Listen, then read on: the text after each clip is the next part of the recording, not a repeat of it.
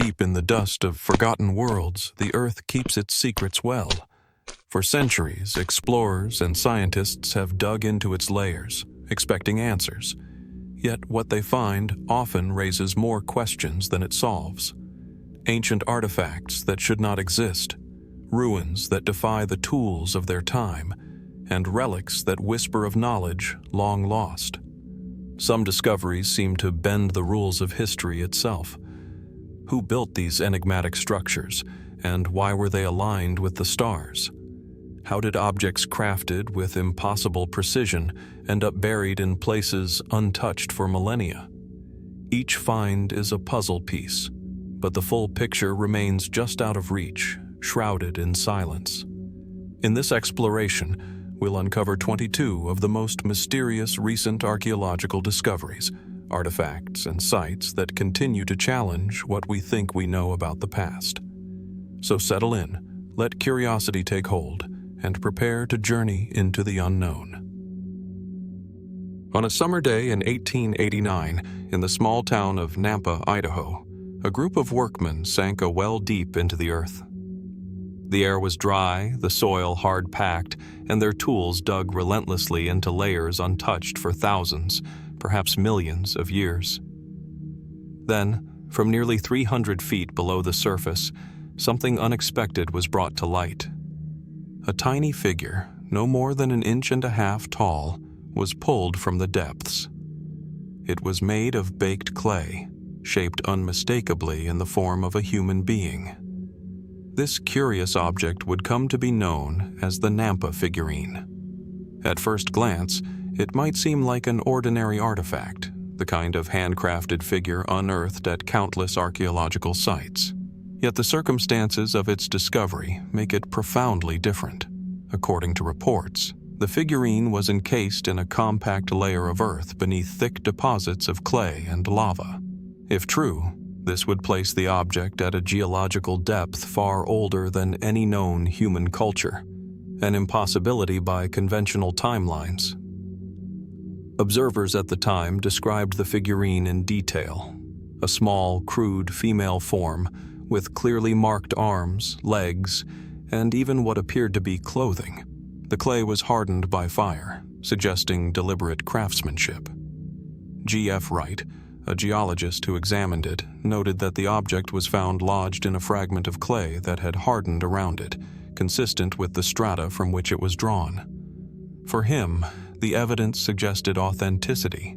He later wrote, "The object is of human workmanship, and there is no reason to question the fact of its having been brought up from the depth stated." But what does this mean? According to accepted archaeology, human beings capable of shaping fired clay figures did not inhabit North America until only a few thousand years ago. By contrast, the strata where the figurine was allegedly found dated back to the Pliocene epoch, millions of years before Homo sapiens are thought to have even existed. If these accounts were accurate, the Nampa figurine would stand as one of the most anomalous artifacts ever discovered, a find that defies the established timeline of human history. Naturally, skeptics have raised questions. Could the object have been dropped into the borehole by accident, falling through cracks and crevices until it lodged at a much deeper level than its true origin? Could the discovery have been an elaborate hoax, perhaps intended to stir excitement in a region then still building its identity on the frontier? Critics point out that the figurine's resemblance to other known cultural artifacts might suggest it was relatively modern, not ancient at all. Still, other researchers counter that the well was drilled using a sealed pipe system, which would have made it extremely difficult for surface objects to simply fall in. If the reports of the object's entrapment in ancient clay are to be believed, then dismissing it as contamination is not so simple. The Nampa figurine occupies a strange position in archaeology. It has not been fully discredited, nor has it been embraced as evidence of a lost civilization. Instead, it exists in a kind of limbo, an object too unusual to be accepted, but too persistent to be forgotten. Some have speculated that the figurine might hint at an unknown chapter of human, or pre-human, history. Could it represent evidence of an advanced culture that existed in the deep past, long before recorded history began? Others go further, suggesting the possibility of civilizations now entirely erased, their traces buried deep beneath geological epochs. While such ideas remain outside the mainstream, the figurine has become a symbol of how little we truly know about the ancient world. Even among those who avoid speculation, the figurine raises compelling questions. If not authentic, why was it taken seriously by respected scientists of its time? Why did geologists, trained in the study of earth layers, affirm that the depth at which it was found appeared legitimate? And why does the artifact itself show the unmistakable hallmarks of deliberate craftsmanship, indistinguishable from other known cultural objects? As with many anomalous discoveries, the story of the Nampa figurine may never be fully resolved. It rests in collections today as a curiosity, a footnote in the annals of American archaeology. Yet its presence continues to challenge the boundaries of our timeline. It asks us to consider the possibility that the past is not as straightforward as we believe, that beneath the ground we walk every day, mysteries still wait to unsettle our understanding. Was the Nampa figurine a simple mistake, misinterpreted by well-meaning scientists of the 19th century? Or does it whisper of something more profound, an echo of human presence in an age where no humans were meant to be? The Earth has a way of guarding its secrets, and every so often, it lets one slip into our hands. Whether the figurine is an out-of-place artifact or a mislaid relic of a known culture, it reminds us of how fragile our grasp on history truly is. And it leaves us with one lingering, unsettling thought. What else lies hidden, deep below, waiting to be found? From the rocky soils of Idaho, we now shift eastward to the bustling streets of Dorchester, Massachusetts, a place layered not just with centuries of colonial history, but with stories that reach far deeper than most of us realize. It was in 1851, during routine construction work near a quarry, that a discovery quietly disturbed the conventional timeline of the region. Workers were excavating soil and gravel when they unearthed an object that would come to be known as the Dorchester Pot. At first glance, the object appeared mundane, a small metal container, roughly the size of a teacup, with a simple cylindrical shape. But as soon as it was cleaned and examined, its unusual character became apparent. The pot was embedded in a solid chunk of bluish-gray rock, a formation that, according to geological experts, had been compressed and cemented for an astonishing age, millions of years. Embedded within solid conglomerate, the pot seemed to defy the laws of time itself. Observers of the time were fascinated and perplexed. How could a man-made metal object, clearly worked with intention and craftsmanship, be found encased in stone that geological evidence suggested was millions of years old? Conventional history offered no answer. By all accounts, the Dorchester Pot should have been impossible, a human artifact buried long before humans existed in the region. The object's craftsmanship itself invites curiosity. Its surface bears the marks of careful shaping, with uniform thickness and faint grooves suggesting deliberate work. Some have compared it to a simple coal or salt container, practical and unadorned, yet its existence in such an ancient matrix elevates it to a profound mystery.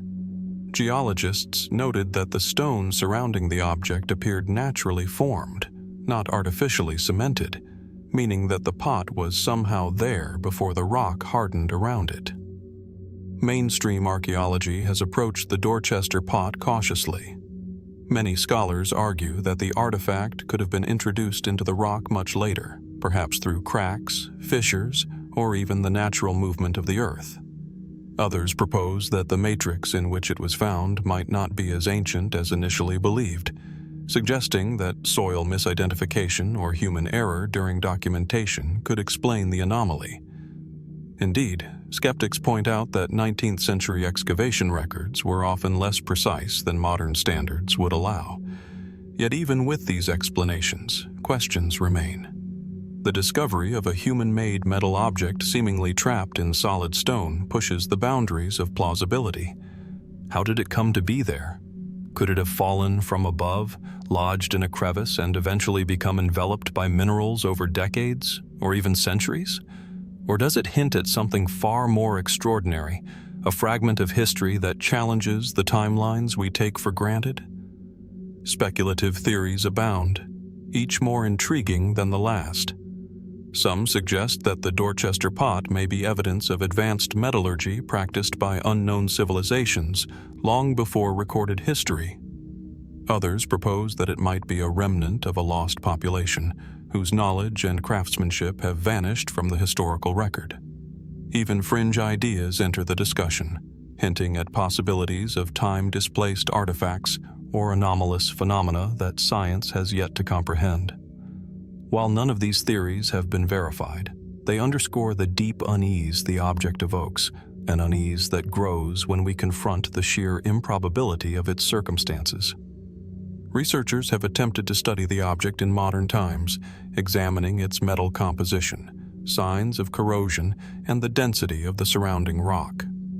The results, while intriguing, raise more questions than they answer. Some studies suggest the metal might be consistent with 19th century iron, while others hint at an alloy unknown in the period. The rock itself, a hardened conglomerate, presents an enigma. How could a solid mass form around a pre-existing artifact without fracturing it? What is particularly haunting about the Dorchester Pot is the quiet tension it maintains between the ordinary and the extraordinary. To the casual observer, it is just a small metal vessel, utilitarian in design and unremarkable in appearance. Yet the context of its discovery transforms it into a puzzle that defies simple explanation. The juxtaposition of the everyday and the impossible invites reflection. How many discoveries have been brushed aside because they didn't fit the accepted narrative of history? How many secrets remain locked in the earth, waiting for those patient enough to uncover them? Much like the Nampa Figurine, the Dorchester Pot forces us to ask fundamental questions about the past. If the artifact is indeed authentic, it challenges our understanding of human presence in North America, and perhaps even the scope of early human technological capability.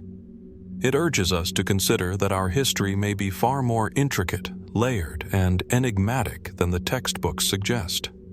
Could there have been communities, now erased, whose ingenuity left traces so subtle that only the most extraordinary circumstances reveal them? The object rests today in collections and photographs, small and unassuming, yet heavy with implication. To hold it, even in thought, is to confront the mystery of time itself, how a human-made object might come to rest in a matrix of stone that should predate humans entirely. The Dorchester Pot does not shout its secrets. It whispers them quietly, insistently, and with a weight that is almost palpable. And so we are left with questions, lingering like echoes in the stone. What stories does this little vessel carry across the eons? How did it arrive in a place it seemingly should never have been? And most hauntingly of all, how many other artifacts like it lie buried beneath the surface, silent witnesses to histories we have yet to imagine? From the quiet streets of Dorchester, Massachusetts, where a small metal pot seemed to defy the passage of time, we now turn our attention to the forests and river valleys of New Jersey, a landscape once home to the Lenape people, and now the stage for one of the most perplexing artifacts ever discovered in North America, the Lenape Stone. It was in 1872, near the banks of the Delaware River, that workers unearthed a simple slab of slate, roughly 12 inches long and 6 inches wide, its surface etched with intricate carvings. At first glance, it seemed ordinary, a flat, gray stone, the kind one might find scattered across a riverbed. But as scholars and local historians examined it more closely, The images engraved upon it began to reveal a story that was anything but ordinary. The carvings depict scenes that, to the modern eye, are both haunting and enigmatic. One face of the stone shows a human figure, stylized but recognizable, alongside what appears to be a creature unlike any known in the historical record. An animal with exaggerated features, perhaps mythic, perhaps real but lost to time. Other panels suggest a narrative, humans interacting with these strange creatures, or perhaps performing ritual acts. The style of the engravings, combined with their clarity, immediately drew attention. They were deliberate, precise, and clearly intended to communicate something. The Lenape stone is widely considered a product of the Lenape people or their contemporaries. Yet questions about its age and meaning have persisted for nearly 150 years. Some scholars argue that the carvings could represent myths, folklore, or allegorical storytelling, an artistic expression intended to pass down lessons or history through generations. Others have speculated that the figures may reflect actual encounters with animals, now extinct, or even record events from an era long before European settlement. But it is not just the imagery that captures attention, it is the context of the discovery. The stone was embedded in a layer of earth that, based on geological assessment, suggested a surprising antiquity. Though carbon dating is not applicable to the stone itself, the surrounding sediments raised questions about whether the artifact might be older than conventional histories allow. How could an object, so clearly crafted by humans, predate the historical period in which we expect it to have been created? Could it be a remnant of an unknown chapter of North American prehistory? Skeptics have raised concerns about authenticity, noting that the stone surfaced during a period in the late 19th century when interest in prehistoric artifacts was high, and when forgeries were not uncommon. Could the Lenape stone have been crafted as a hoax designed to mystify collectors and scholars alike? Or is this artifact genuinely ancient, a rare window into a world we can only begin to imagine? The evidence allows for neither simple confirmation nor outright dismissal. What makes the Lenape stone particularly compelling is its symbolism. The engravings are not random. They convey motion, interaction, and intention. Each line, each etching, seems purposeful, almost like a language waiting to be deciphered. And yet, despite decades of study, no one has produced a definitive interpretation.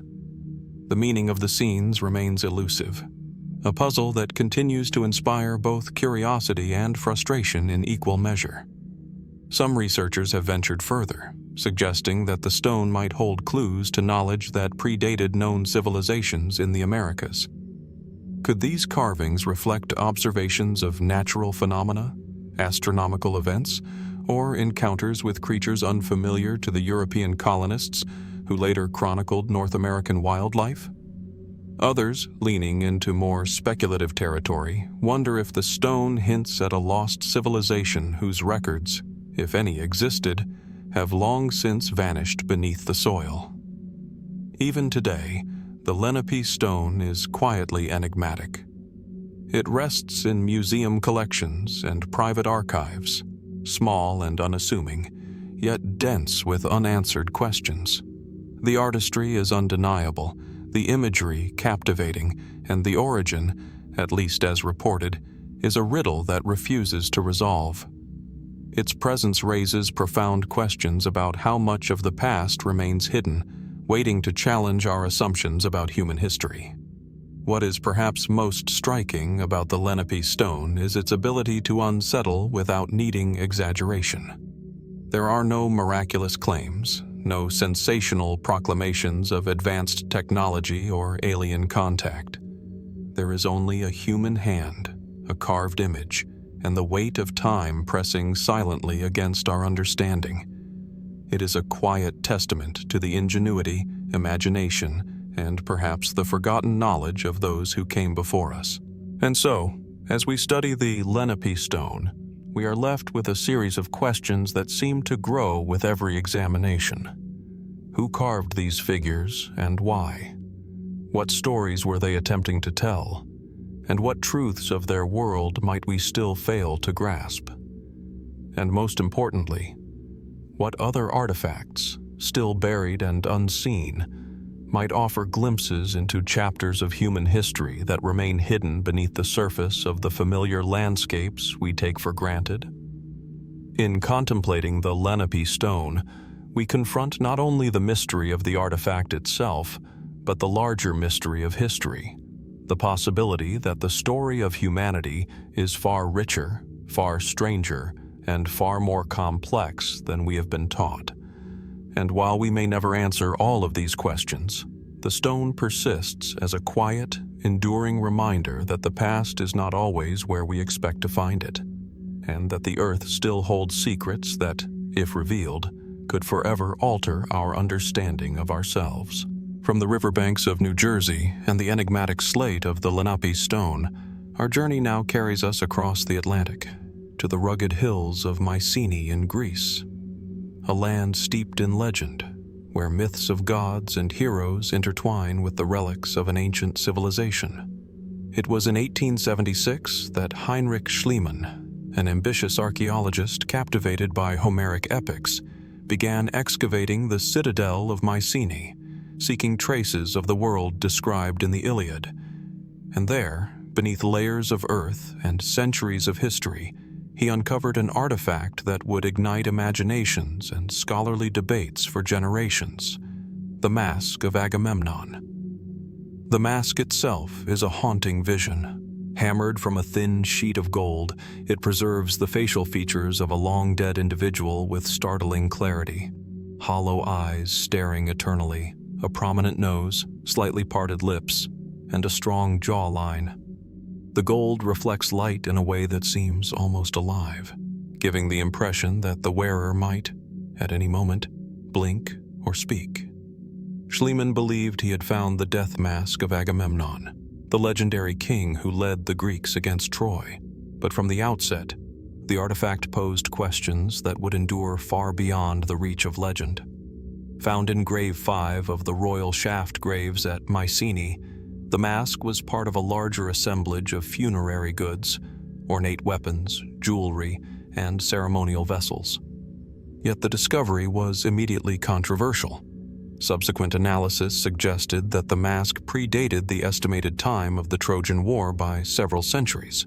If true, Schliemann's identification could not be literal, but the mask's existence still speaks to a sophisticated civilization capable of intricate metalwork and elaborate funerary rituals long before Homer's epics were written.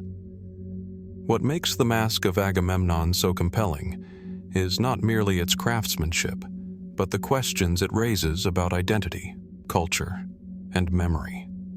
Who was the individual beneath the gold? Why was this person memorialized with such care and artistry? And, perhaps most provocatively, how did this artifact shape later perceptions of history itself? The mask seems to straddle two worlds, the real and the mythical, the archaeological and the legendary. In its quiet permanence, it invites speculation about how stories and artifacts converge to form our understanding of the past. Scholars have debated the mask's age and attribution for decades.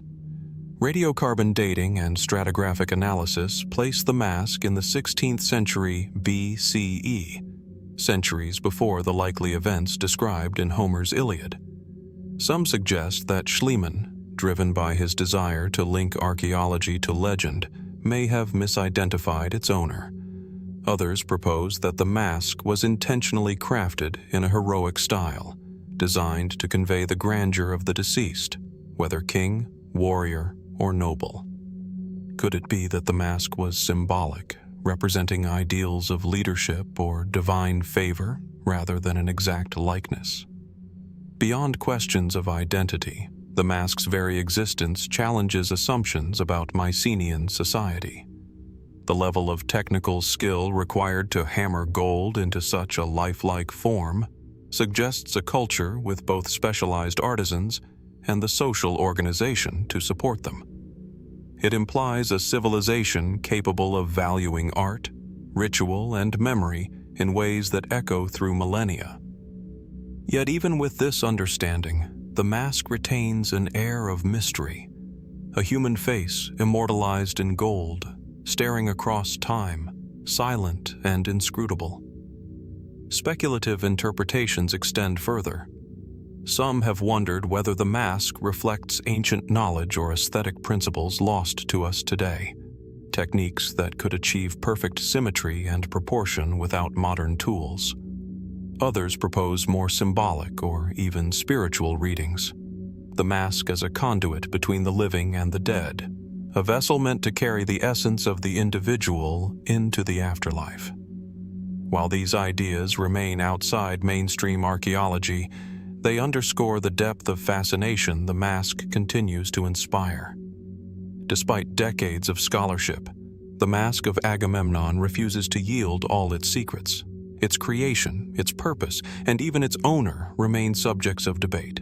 And yet, it persists as an emblem of human ingenuity and the enduring allure of history. It reminds us that artifacts are not merely objects. They are vessels of meaning, carrying with them the hopes, fears, and beliefs of the people who made them. In the case of the Mask of Agamemnon, that vessel seems to bridge the tangible and the mythical, the historical and the legendary.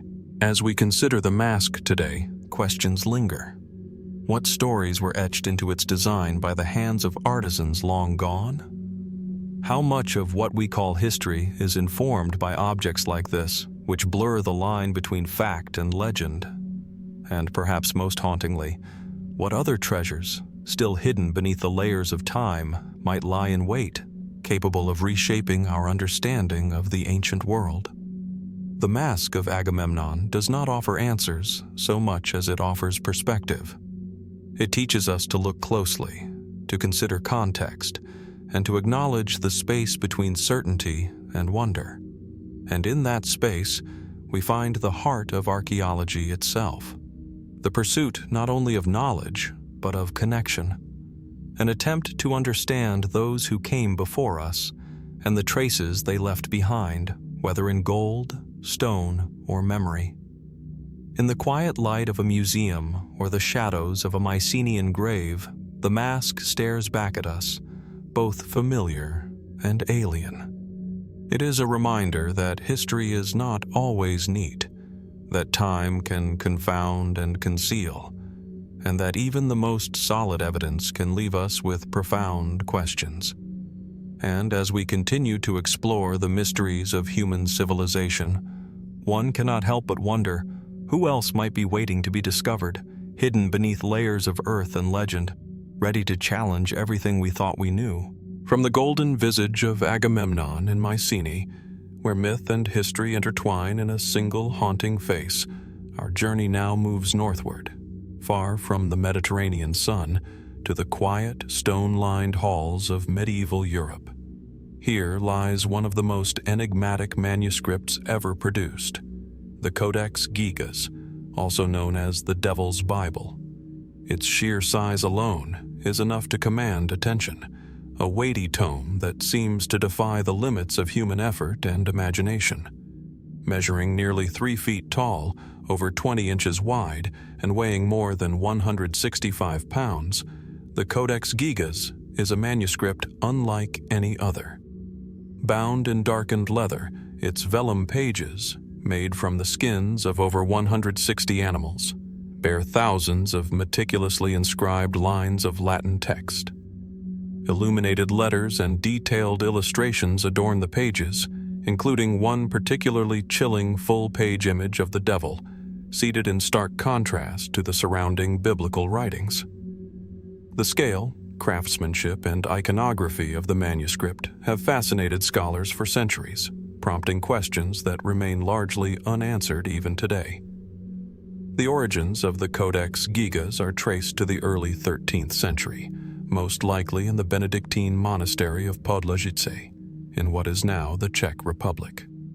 According to legend, it was created by a monk who, after breaking his monastic vows, vowed to atone by producing the largest book in the world in a single night. When the task proved impossible, the story goes, he made a pact with the devil, who assisted him in completing the manuscript. While this dramatic tale is almost certainly folklore, it captures the sense of awe and mystery that surrounds the Codex Gigas.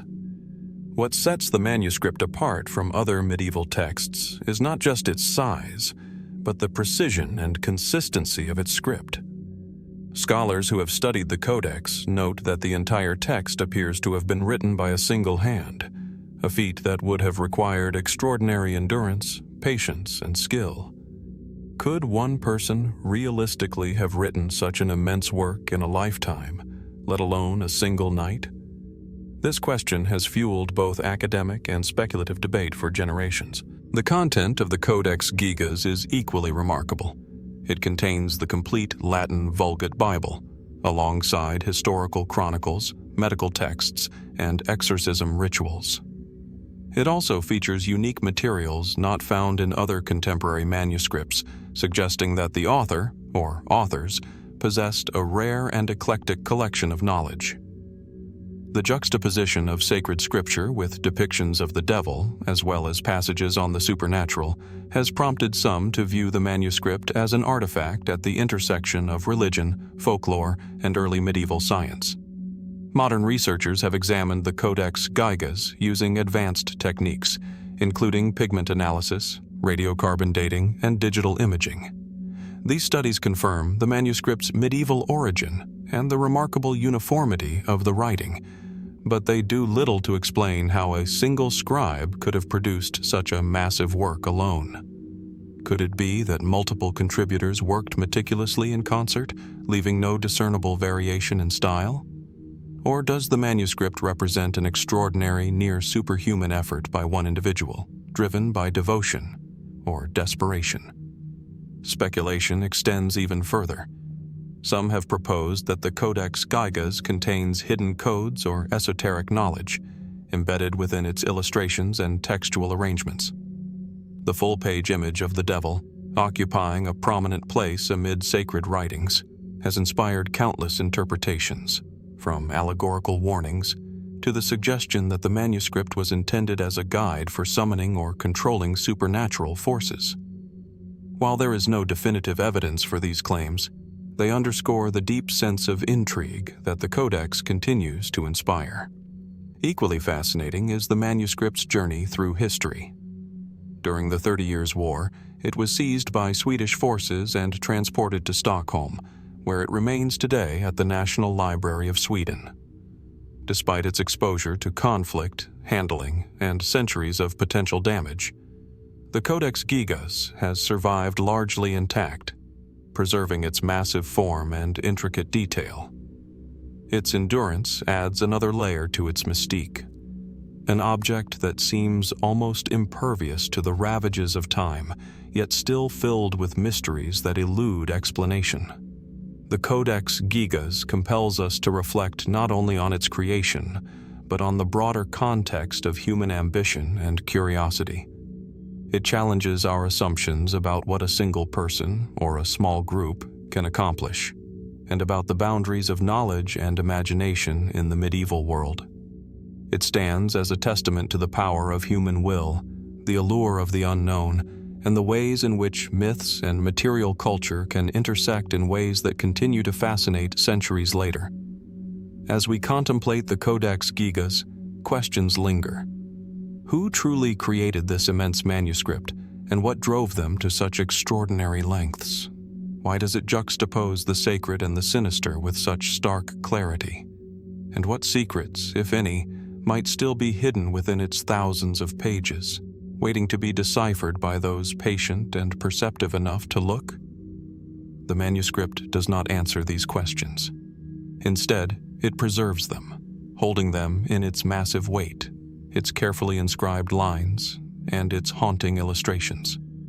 It reminds us that even in an age dominated by technology, human creativity, ambition, and mystery are forces that continue to captivate, confound, and inspire. And so, the Codex Gigas waits, silently, on its preserved shelves, a colossal book that challenges our understanding of history, devotion, and the limits of human endeavor.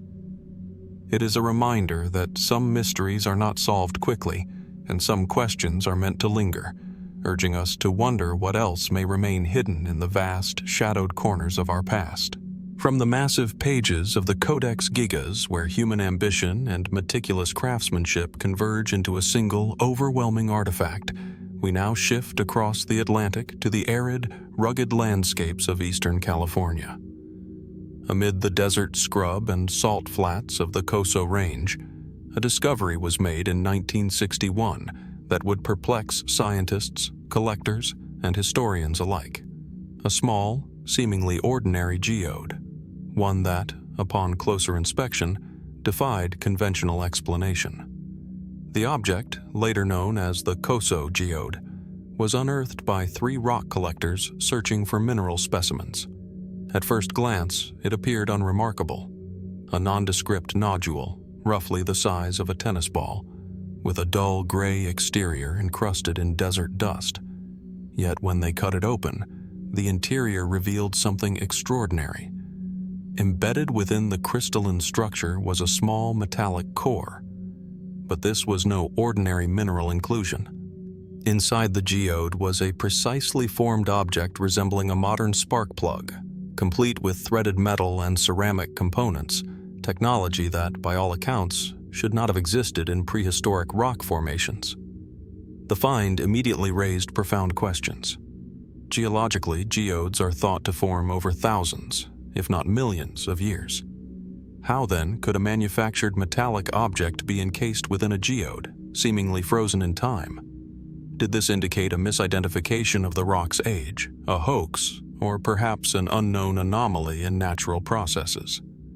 Initial reports sparked both skepticism and fascination, prompting researchers to examine the specimen with growing curiosity. The spark plug, now encased in a solid concretion, is remarkably well preserved. The metal appears corroded only minimally, while the surrounding mineral growth suggests slow but continuous deposition over decades, if not centuries. Early examinations by geologists suggested that the outer shell had hardened long before the metallic core could have plausibly existed. Could it be that natural mineral deposition somehow enveloped the artifact in an unusually rapid process? Or might this represent something far more extraordinary? Mainstream explanations focus on the possibility of misdating or contamination. Some suggest that the Coso Geode may be the result of a relatively modern object accidentally encased in natural mineral deposits rather than a prehistoric artifact. Others point to the unusual circumstances of discovery. Geologists note that desert concretions and nodules can occasionally form quickly under certain conditions, potentially giving the illusion of great age. Yet, even these explanations leave a lingering sense of uncertainty, especially when the artifact is compared to known spark plug designs from the 1920s and 1930s. Speculative theories, meanwhile, stretch into the extraordinary. Could the Coso Geode be evidence of an unknown ancient civilization with advanced technology? Could it hint at a lost era of human ingenuity, or even the presence of anachronistic machinery from some unexplained origin? While such ideas remain far outside mainstream archaeology, they underscore the profound curiosity the object continues to inspire. The spark plug's unexpected presence challenges our understanding of time, technology, and the processes of fossilization and mineralization. Further studies have attempted to reconcile the geode's formation with known geological and technological timelines.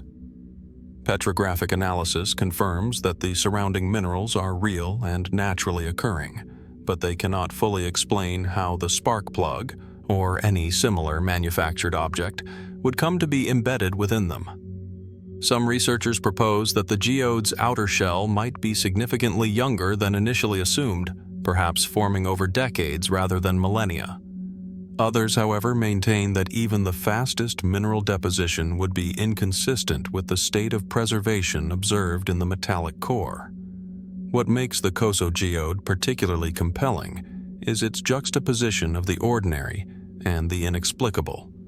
A simple spark plug, a tool familiar to anyone in the modern industrial world, suddenly becomes an artifact, shrouded in mystery when found within a natural object that appears impossibly old. It challenges our perception of history and technology, inviting us to reconsider the boundaries between natural formation and human invention. Could it be that the past holds more surprises than we dare imagine? Even today, the Coso Geode remains a source of fascination and debate. Photographs, X-rays, and physical examinations have revealed its unusual structure, yet consensus about its origins remains elusive. The artifact prompts a fundamental question: how do we reconcile the evidence of human craftsmanship with the processes of nature? It is a question that sits uncomfortably between disciplines, requiring both geological expertise and historical context to even begin to address. As we consider the Coso Geode, we are reminded of the delicate balance between curiosity and skepticism that defines the study of anomalies. Here is an object that defies easy categorization, resisting both conventional explanation and outright dismissal. It asks us to confront the limitations of our knowledge and to remain open to the unexpected, whether in the deserts of California, the archives of medieval Europe, or the ruins of ancient civilizations around the globe. And so, the geode rests, unassuming yet extraordinary, a small orb of stone concealing a metallic mystery. It reminds us that the world is far older, stranger, and more enigmatic than we often acknowledge. How many artifacts, hidden in plain sight or buried deep within the earth, wait to challenge our understanding of history? What stories might they tell about the people, technologies, and forces that shaped our world? Stories we have not yet learned to read. The Coso Geode offers no answers, only questions. Yet in its silence, it speaks volumes about the enduring allure of mystery, the intersection of human ingenuity and natural processes, and the tantalizing possibility that, even in our modern era, the past is never fully settled. As we move forward, examining artifact after artifact, it is precisely this uncertainty, the space between what is known and what remains hidden, that draws us ever deeper into the shadowed corridors of history. From the arid deserts of California, where a metallic spark plug lies frozen in mineralized stone, our journey now turns to the tranquil waters of New Hampshire, to the vast, shimmering expanse of Lake Winnipesaukee. Known for its scenic beauty and winding shoreline, the lake hides more than just recreational treasures. It is also the resting place of a small, enigmatic artifact that has perplexed historians, collectors, and archaeologists for decades: the Lake Winnipesaukee Mystery Stone. In 1872, a group of local divers was exploring the shallow waters near the center of the lake when they noticed a dark object embedded in the lakebed silt. Carefully bringing it to the surface, they uncovered a small, polished stone, roughly the size of a fist, with an intricate spiral engraving etched into its surface. Its lines were precise, forming a near-perfect geometric pattern, almost impossibly uniform for what appeared to be a hand-carved object. The stone's smooth, polished finish suggested deliberate shaping, while its embedded grooves hinted at tools and techniques that some argue predate known prehistoric craftsmanship in the region. What immediately captured attention was the striking sophistication of the spiral motif. Spirals, while not uncommon in ancient symbolism worldwide, carry meanings that remain elusive, representing cycles, eternity, or cosmic forces in some cultures. And yet here, on a lone stone beneath the waters of Winnipesaukee, the intent of its creator is entirely unknown. Who made this stone, and for what purpose? Was it a ritual object, a navigational tool, or simply an artistic expression of someone whose identity is lost to time? The discovery prompted local interest, and scholars of the late 19th century examined the artifact with growing curiosity. Some suggested it was evidence of indigenous craftsmanship, perhaps a ceremonial object of the Algonquin-speaking peoples who had inhabited the region for centuries. Yet the style and precision of the engraving did not align neatly with known Native American artifacts from the area. Could it have been left behind by a previously unknown culture, or perhaps by travelers passing through long before the arrival of Europeans? Geologists and archaeologists have also weighed in. The stone itself appears to have been naturally formed from local granite, yet the engraving shows no signs of erosion that would normally accompany centuries of lake submersion. Some speculate that the stone was carved above water and later submerged, while others propose more extraordinary scenarios, including the possibility that it had been transported to the lake intentionally, perhaps as part of a ritual or offering. How did this small, precise object come to rest in the middle of such a vast body of water? And why has it been preserved so remarkably intact? Skeptics, of course, urge caution. Could the spiral pattern have been the work of a 19th century prankster or amateur archaeologist, left to intrigue and confound future generations? Might it simply be a naturally occurring formation, with grooves formed through unknown geological processes?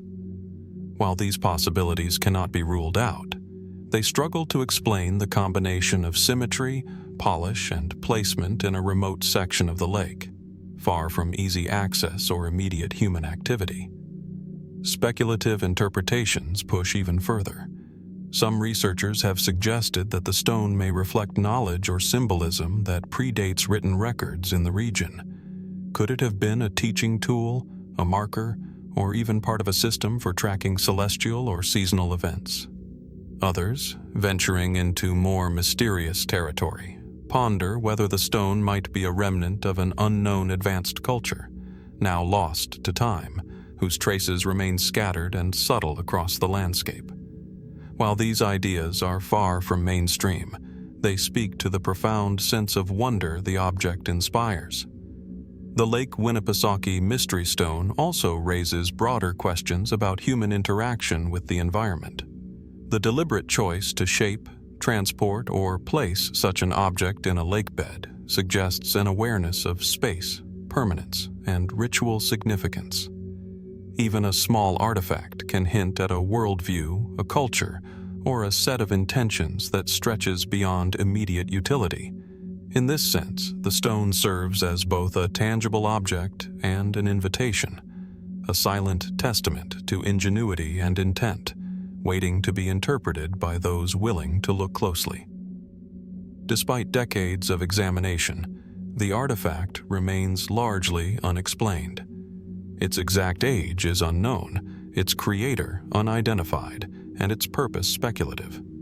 It resists easy classification, existing at the intersection of natural formation, human craftsmanship, and enigmatic symbolism. Every attempt to pin it down leads to more questions. What stories did its maker intend to convey? Why choose this remote lake as its resting place? And what might other, yet undiscovered objects tell us about the people who left traces behind in North America long before written history emerged? In contemplating the Winnipesaukee Mystery Stone, we are reminded that not all secrets lie beneath deserts, tombs, or medieval libraries. Sometimes they rest quietly beneath placid waters, waiting centuries for a chance encounter, a careful eye, and a patient mind. The stone does not reveal its origin, nor does it offer an explanation for its intricate engraving. Instead, it persists as a symbol of human curiosity, ingenuity, and the profound mysteries that continue to lurk in the natural world.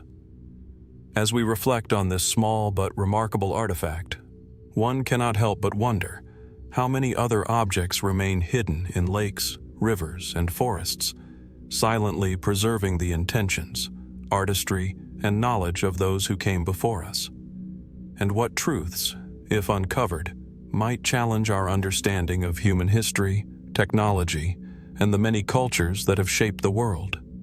The Lake Winnipesaukee Mystery Stone does not answer these questions, yet it compels us to ask them. In its quiet presence, submerged beneath the tranquil surface of the lake, it reminds us that history is not always written in books or monuments. Sometimes it is carved into stone, waiting patiently to be discovered, and inviting us to peer more deeply into the shadows of the past. From the quiet waters of Lake Winnipesaukee, where a small stone engraved with intricate spirals lies hidden beneath the surface, our journey now moves thousands of miles south, across deserts and highlands, to the rugged landscapes of ancient Peru. Here, in the arid valleys and remote Andean plains, a discovery has challenged our understanding of human history for over a century. The Peruvian elongated skulls, human remains unlike any commonly observed, whose presence continues to provoke questions, debate, and fascination. These skulls were first uncovered in the late 19th and early 20th centuries during excavations of ancient burial sites, particularly in regions such as Paracas and Nazca. At first glance, they appear human. The familiar cranial structure, the features of a face long past, yet there is something unmistakably unusual. Unlike typical human skulls, these are elongated, with a pronounced cranial vault that rises in a smooth, tapering curve. Some are more elongated than others, some subtly modified, others dramatically so, giving the impression of individuals whose heads were shaped in a way that defies the proportions of modern Homo sapiens. The most immediate question arises: are these modifications natural or the result of intentional shaping? Anthropologists have noted that many elongated skulls exhibit signs consistent with cranial deformation practices, known in various cultures worldwide, in which infants' heads were bound with cloth or boards to achieve a desired shape. Such practices were often cultural, ceremonial, or symbolic, intended to denote social status, tribal identity, or spiritual significance. Yet even among these frameworks, the Peruvian examples remain extraordinary. Some skulls display elongations so pronounced that they push the limits of what could be achieved through conventional binding methods without affecting brain function. Detailed studies of the skeletal remains reveal additional mysteries. DNA analysis of certain specimens has suggested unique genetic markers, including indications of mitochondrial lineages uncommon in local populations, hinting at potential migration, interbreeding, or other unknown historical events. The cranial volume in some of the most elongated specimens is also notable. Larger than average human skulls, yet structurally sound, showing no signs of trauma or neurological impairment. How, some researchers ask, could such skulls develop naturally or through human intervention without compromising the health and survival of the individuals? Mainstream archaeology offers a measured interpretation. Many of the skulls are likely the result of intentional cranial modification, a practice well documented in multiple pre-Columbian societies. These societies, including the Paracas culture, had sophisticated knowledge of human anatomy, and binding techniques could achieve dramatic effects over time. The practice, while culturally meaningful, is not entirely inexplicable and fits within a broader context of ritualized body modification seen across human history. Yet the Peruvian elongated skulls invite further speculation, especially in cases where the elongation is extreme. Could these skulls represent a distinct population, genetically separate from surrounding peoples, whose appearance has been obscured by centuries of cultural assimilation and migration? Might they reflect a deliberate attempt to create a symbolic other, a visually distinct group intended to communicate status, authority, or spiritual power? And some have asked, more controversially, whether they might hint at lineages or practices entirely unknown to contemporary science, populations that have left little trace beyond these singular skeletal forms. Adding to the mystery are the artifacts often found alongside these remains. intricately woven textiles, some with patterns and dyeing techniques unmatched elsewhere in the region, and pottery with unusual iconography accompany many of the elongated skull burials. The richness of the grave goods suggests these were individuals of significance, whose lives and deaths held social or religious weight. Yet the combination of unusually shaped skulls and extraordinary artifacts raises questions. Were these anomalies merely symbolic, or do they hint at something more profound about the people who created them? Even modern scientific techniques have struggled to provide definitive answers. Advanced imaging, CT scans, and isotopic analysis have revealed details of cranial structure, diet, and ancestry. Yet the ultimate origins of these elongated forms remain debated. Are they simply extreme examples of culturally induced deformation, or do they reflect an isolated genetic trait?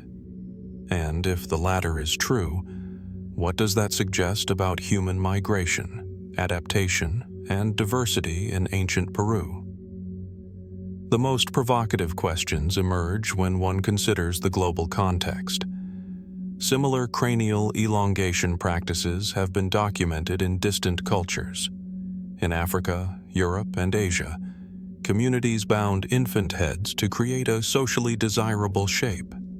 But the extreme nature of some Peruvian specimens, combined with unique genetic indicators, invites speculation about connections, intentionality, or unknown lineages. Could there have been contact between populations previously thought isolated? Or is this simply an example of convergent cultural evolution, where different societies independently developed similar practices? Beyond science, the elongated skulls continue to inspire curiosity and myth. Local legends speak of extraordinary beings, sometimes described as ancestors or spiritual intermediaries, whose unusual appearance marked them as set apart from ordinary humans. Such stories, passed down through oral tradition, hint at a cultural memory that endures even as centuries have passed, linking the skeletal remains to human imagination and identity. Could these legends contain fragments of historical truth, encoded in myth to preserve knowledge of remarkable individuals? The Peruvian elongated skulls challenge more than just our anatomical expectations. They confront our assumptions about human history itself. They remind us that ancient peoples were capable of sophisticated knowledge and intentional modification of the body, that cultures could create profound symbolism in life and death, and that even small, subtle details of the past can ripple across time with implications we may not yet fully grasp. And yet, despite decades of study, the mystery endures. How were these extreme elongations achieved so consistently? What can their genetic markers tell us about the movement and diversity of ancient peoples in South America? And perhaps most hauntingly, what other practices, beliefs, and lives lie buried beneath the soil, waiting for discovery, that could further challenge our understanding of human history? As we contemplate the Peruvian elongated skulls, we are reminded that the past is rarely straightforward. It is layered, intricate, and often enigmatic, revealing truths that challenge our assumptions and invite deeper inquiry. These skulls do not speak directly, yet their form, context, and preservation whisper across centuries, urging us to question, to explore, and to acknowledge the limits of our knowledge. In the arid valleys and high plains of ancient Peru, beneath the windswept hills and sands, the elongated skulls endure, silent witnesses to a history that is at once tangible and elusive. They stand as a testament to human ingenuity, cultural complexity, and the profound mysteries that continue to emerge when we peer into the shadows of our shared past. And in that silence, one cannot help but wonder, how many other secrets lie hidden, waiting to be uncovered, in the bones, stones, and artifacts of civilizations long vanished? From the towering peaks of ancient Peru, where elongated skulls hint at practices and mysteries that defy simple explanation, our journey now travels across continents and millennia to the heart of Mesopotamia, the cradle of civilization. In the bustling city that would one day become Baghdad, amidst layers of ancient clay and centuries of human habitation, archaeologists unearthed an artifact that would challenge our understanding of early astronomy and the sophistication of ancient cultures: the Baghdad Star Map Tablet. The object is small yet captivating, a clay tablet, roughly the size of a modern notebook, etched with what appears to be a detailed map of the night sky. Its surface is worn and uneven, yet the lines, circles, and dots retain a clarity that speaks to careful, deliberate craftsmanship. Constellations, planets, and perhaps even mathematical markings appear on the tablet, arranged in patterns that suggest both observation and calculation. It is at once a scientific record and a work of art, offering a glimpse into a world where human curiosity and cosmic wonder were inseparable.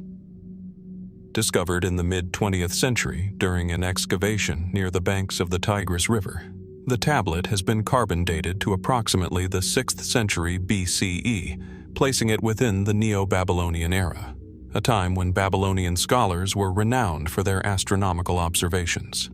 The Babylonians are known to have tracked the movements of stars, planets, and lunar cycles with remarkable accuracy. Yet the tablet's level of precision has astonished researchers. Some of the celestial markers appear to correspond to star positions that could only be calculated with tools and knowledge thought unavailable at the time. What makes the Baghdad Star Map tablet particularly compelling is the sense of intentionality embedded in its design. Each dot and line is placed with apparent purpose. The arrangement suggests not just a casual observation of the heavens, but a systematic effort to record celestial phenomena over time. Scholars have proposed that it may have functioned as a guide for predicting planetary motion or eclipses, or perhaps as a tool for ritual or divination. But the precision raises questions. How did Babylonian astronomers, relying on naked-eye observation, achieve such alignment? Could this tablet represent an early convergence of science and mathematics that surpasses conventional expectations of the era? The tablet also sparks debate because of its apparent inclusion of complex geometric patterns.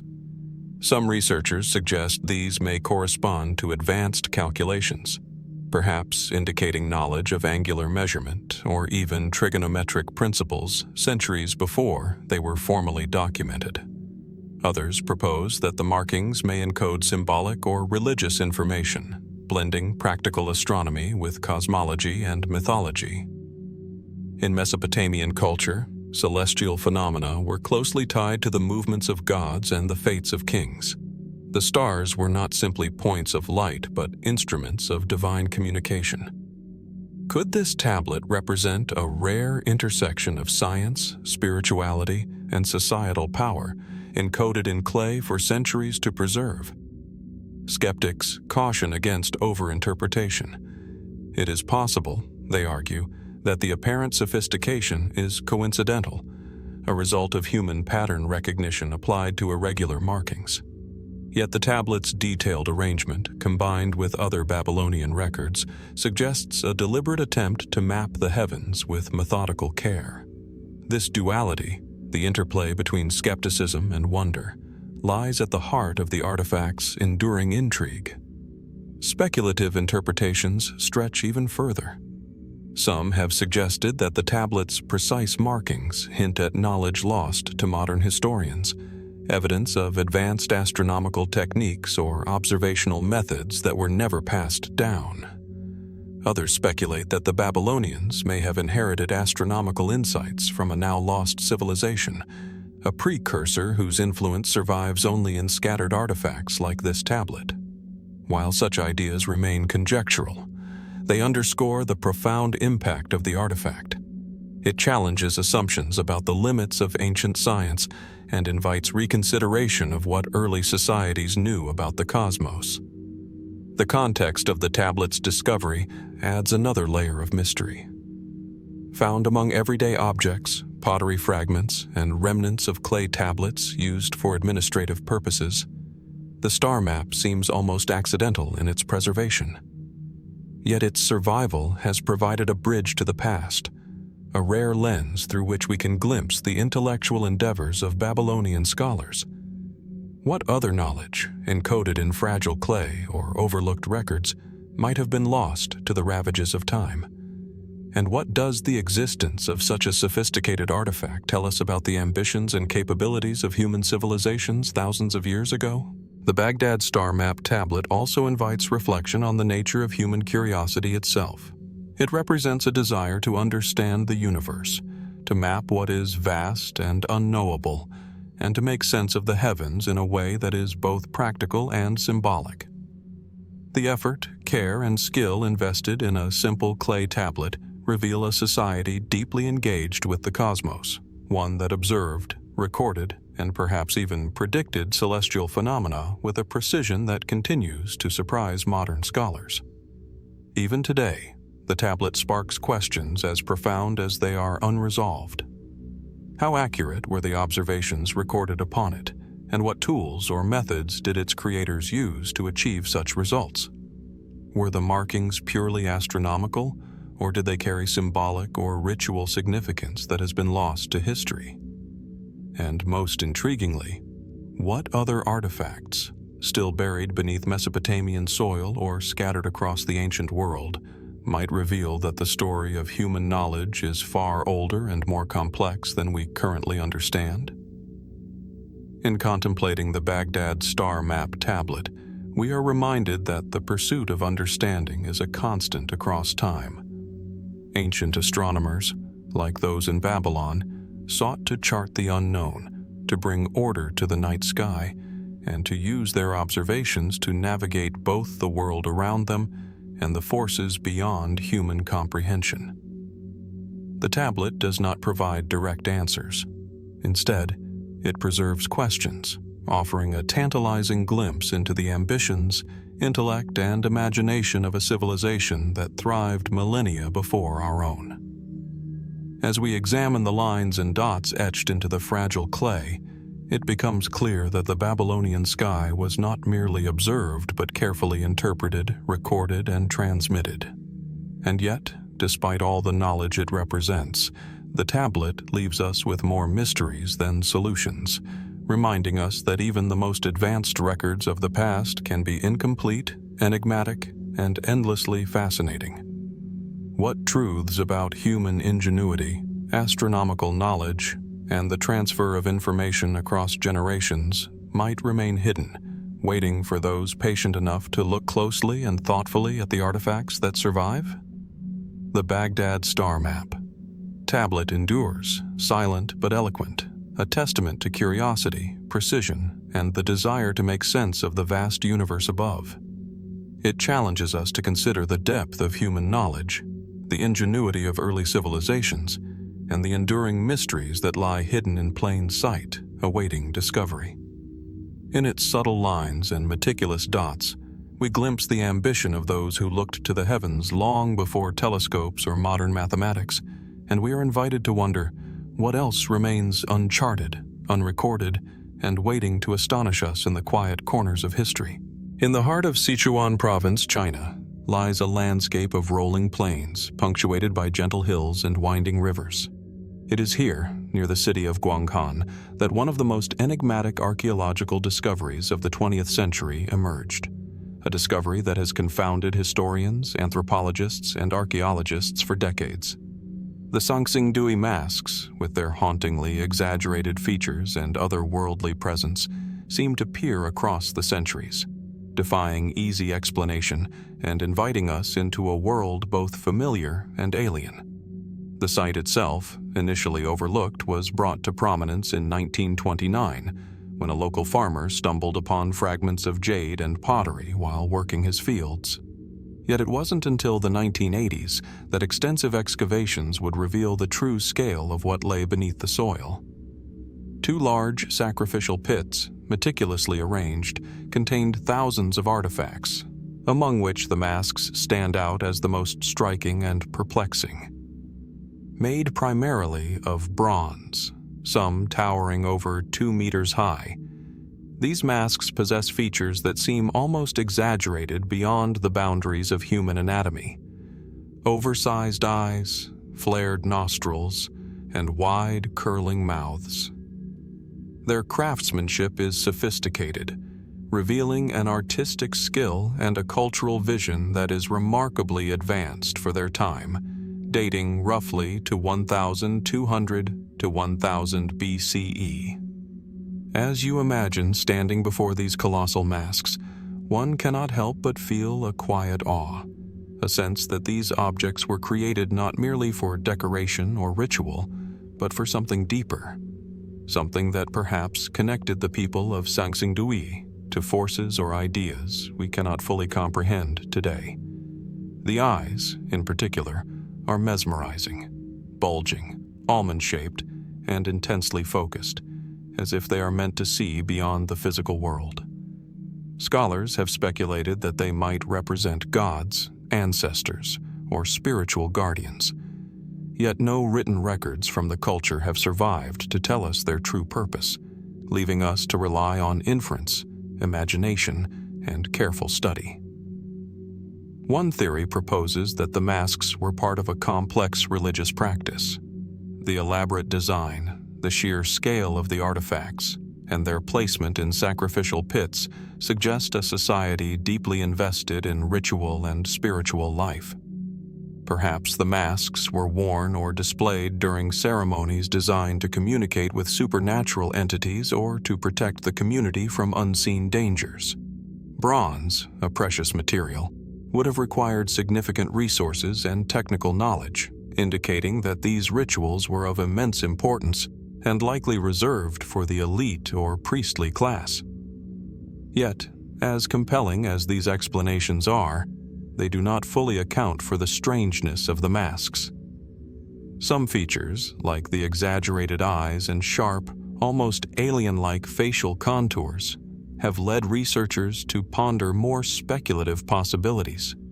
Could these forms represent encounters with otherworldly beings, visions inspired by trance states, or even interpretations of the cosmos that are lost to time?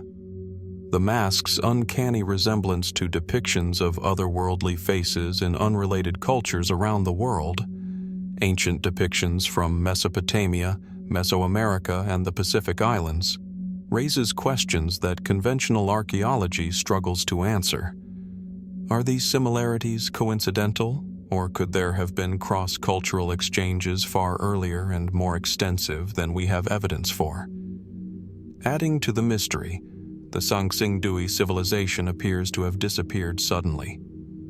Artifacts were buried in a manner that suggests a deliberate act of concealment rather than mere abandonment. Could this have been due to conflict, environmental catastrophe, or some social upheaval?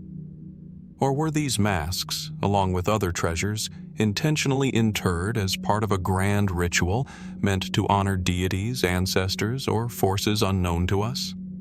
The absence of definitive records leaves a chasm of uncertainty, a silence in the historical narrative that the masks themselves seem to echo. The construction techniques of the masks only deepen the intrigue. Bronze casting of this scale and complexity requires a sophisticated understanding of metallurgy, including alloy composition, mold making, and precise temperature control. Some masks bear evidence of intricate gold foil inlays and delicate carvings, suggesting not only technical skill, but also an aesthetic sensibility that is remarkably advanced. How did a civilization that left behind no written accounts or monumental architecture achieve such mastery, and what drove them to produce these objects on such an imposing scale? Beyond the technical questions, there is an almost mystical aura surrounding the masks.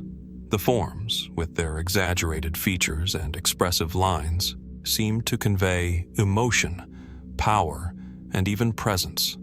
They are not static objects. They engage the observer, challenging our perception of what is human and what is divine. Some scholars have proposed that the masks were designed to induce fear or reverence, acting as intermediaries between the natural and supernatural worlds. Yet, this still leaves open the question, why these particular forms, and what exactly were they meant to convey or invoke? Intriguingly, some researchers have suggested that the masks could represent a visual language, a symbolic code of a society whose written records have not survived.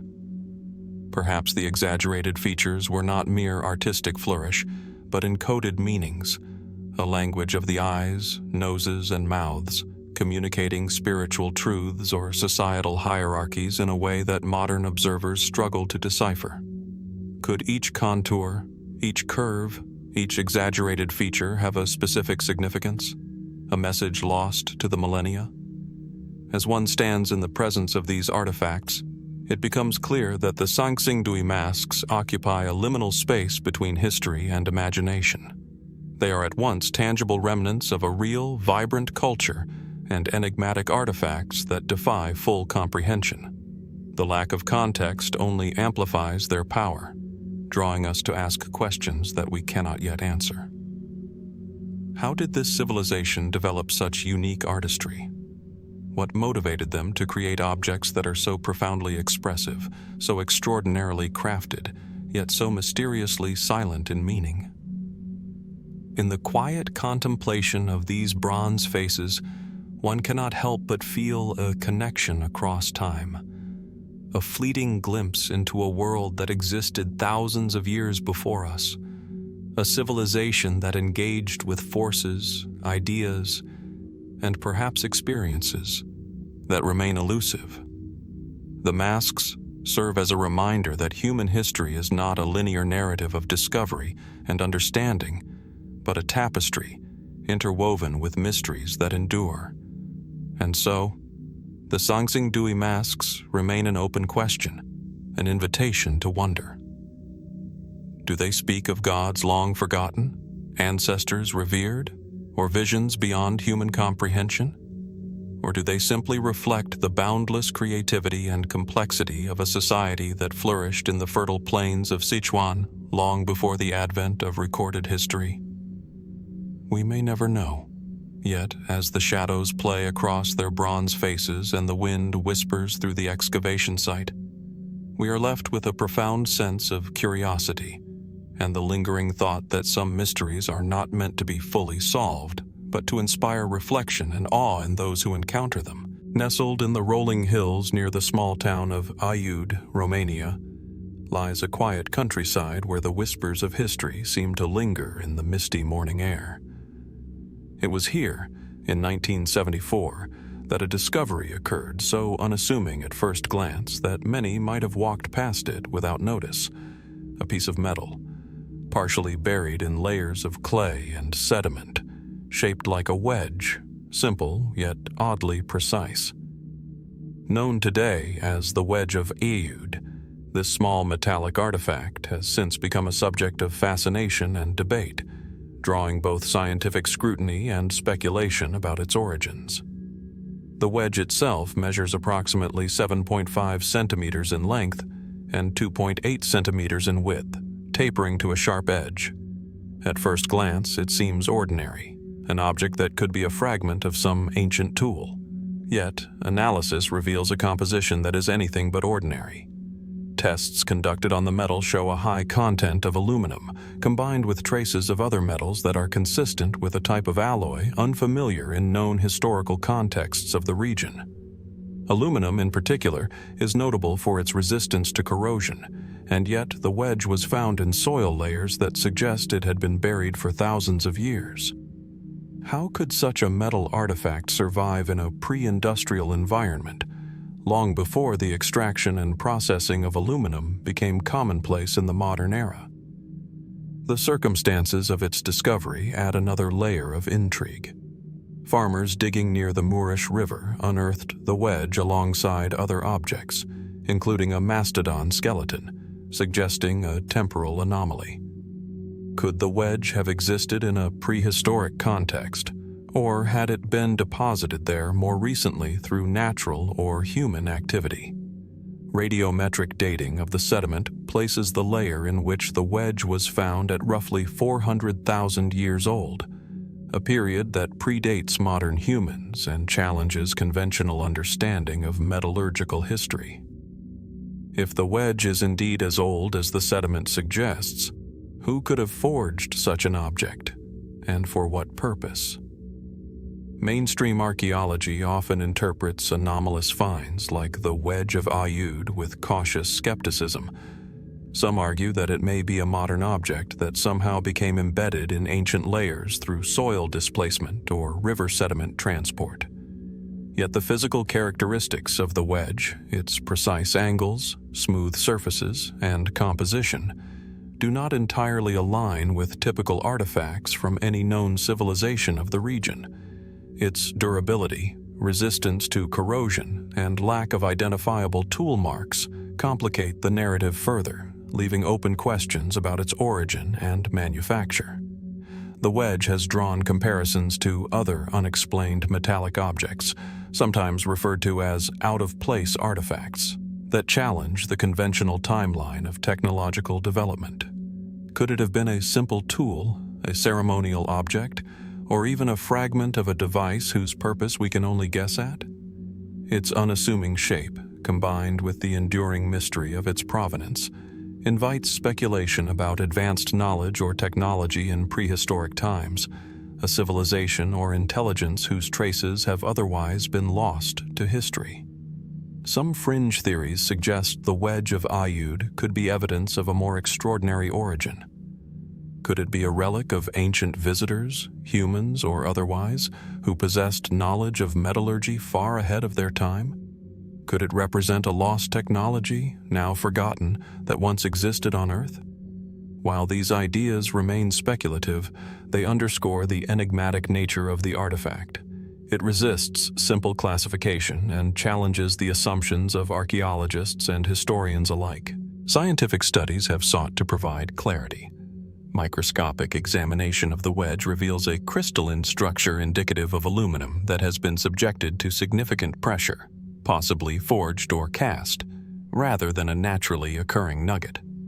This level of refinement suggests intentional craftsmanship, yet no known human culture from the purported time period had the ability to process aluminum in such a manner. The metal's resilience, combined with the absence of corrosion typically seen in artifacts of great age, deepens the mystery. How could such a precise, enduring piece exist in layers of earth associated with a period predating advanced metallurgical skills by hundreds of millennia? Beyond its scientific peculiarities, the Wedge of Aiud also evokes questions about context and meaning. Was it functional, symbolic, or perhaps both? Its shape is reminiscent of wedges used to split or carve materials, yet its small size suggests it was not a practical tool for heavy labor. Could it have been part of a larger device, a fragment of something whose full form is lost to time? Or does its simplicity belie a more complex purpose, one that we cannot yet comprehend? The discovery also raises broader questions about the timeline of human development. If the wedge is genuinely ancient, it implies that prehistoric populations possessed a level of technological sophistication previously thought impossible. Could other artifacts remain buried, waiting to challenge our understanding of the past? And if so, what would that mean for the narrative of human evolution, technology, and civilization? Some researchers have even suggested that the wedge could serve as a bridge between paleontology and archaeology, hinting at intersections between species and intelligence not accounted for in conventional models. Found alongside mastodon remains, the artifact's context encourages us to consider scenarios where humans or other hominids interacted with environments and tools far earlier than documented history allows. Could this wedge be a silent testament to intelligence lost in the mists of prehistory? A clue that ancient humans, or beings we have yet to fully recognize, engaged in technological practices long before the rise of recorded civilizations. The Wedge of Aiud also captures the imagination because of its enduring mystery. Unlike grand structures or elaborate inscriptions, it is a small, unassuming object, yet it challenges our assumptions in profound ways. Its existence prompts reflection on the limits of our knowledge and the potential gaps in the archaeological record. It reminds us that even a modest artifact can provoke profound questions about history, technology, and the nature of human ingenuity. As one contemplates the wedge, it becomes apparent that its significance lies not only in its material composition or possible age, but also in its ability to spark curiosity. The artifact serves as a reminder that history is far from a complete story. It is a puzzle with pieces scattered across time, some of which may never be fully understood. Could the wedge be a silent messenger from a forgotten age? A hint at knowledge that once existed but has vanished? Or is it a simple anomaly, a reminder of the complexity of nature and the passage of time? In the stillness of the Romanian countryside, the Wedge of Aiud remains a quiet enigma, challenging us to look closer, think deeper, and question the narratives we accept as fact. Its presence suggests that history may be far more layered, nuanced, and mysterious than we have yet imagined. And so, as we ponder this small, metallic object, we are left with an open-ended question. What other secrets lie hidden beneath the soil, waiting for the next discovery to disrupt our understanding of the past?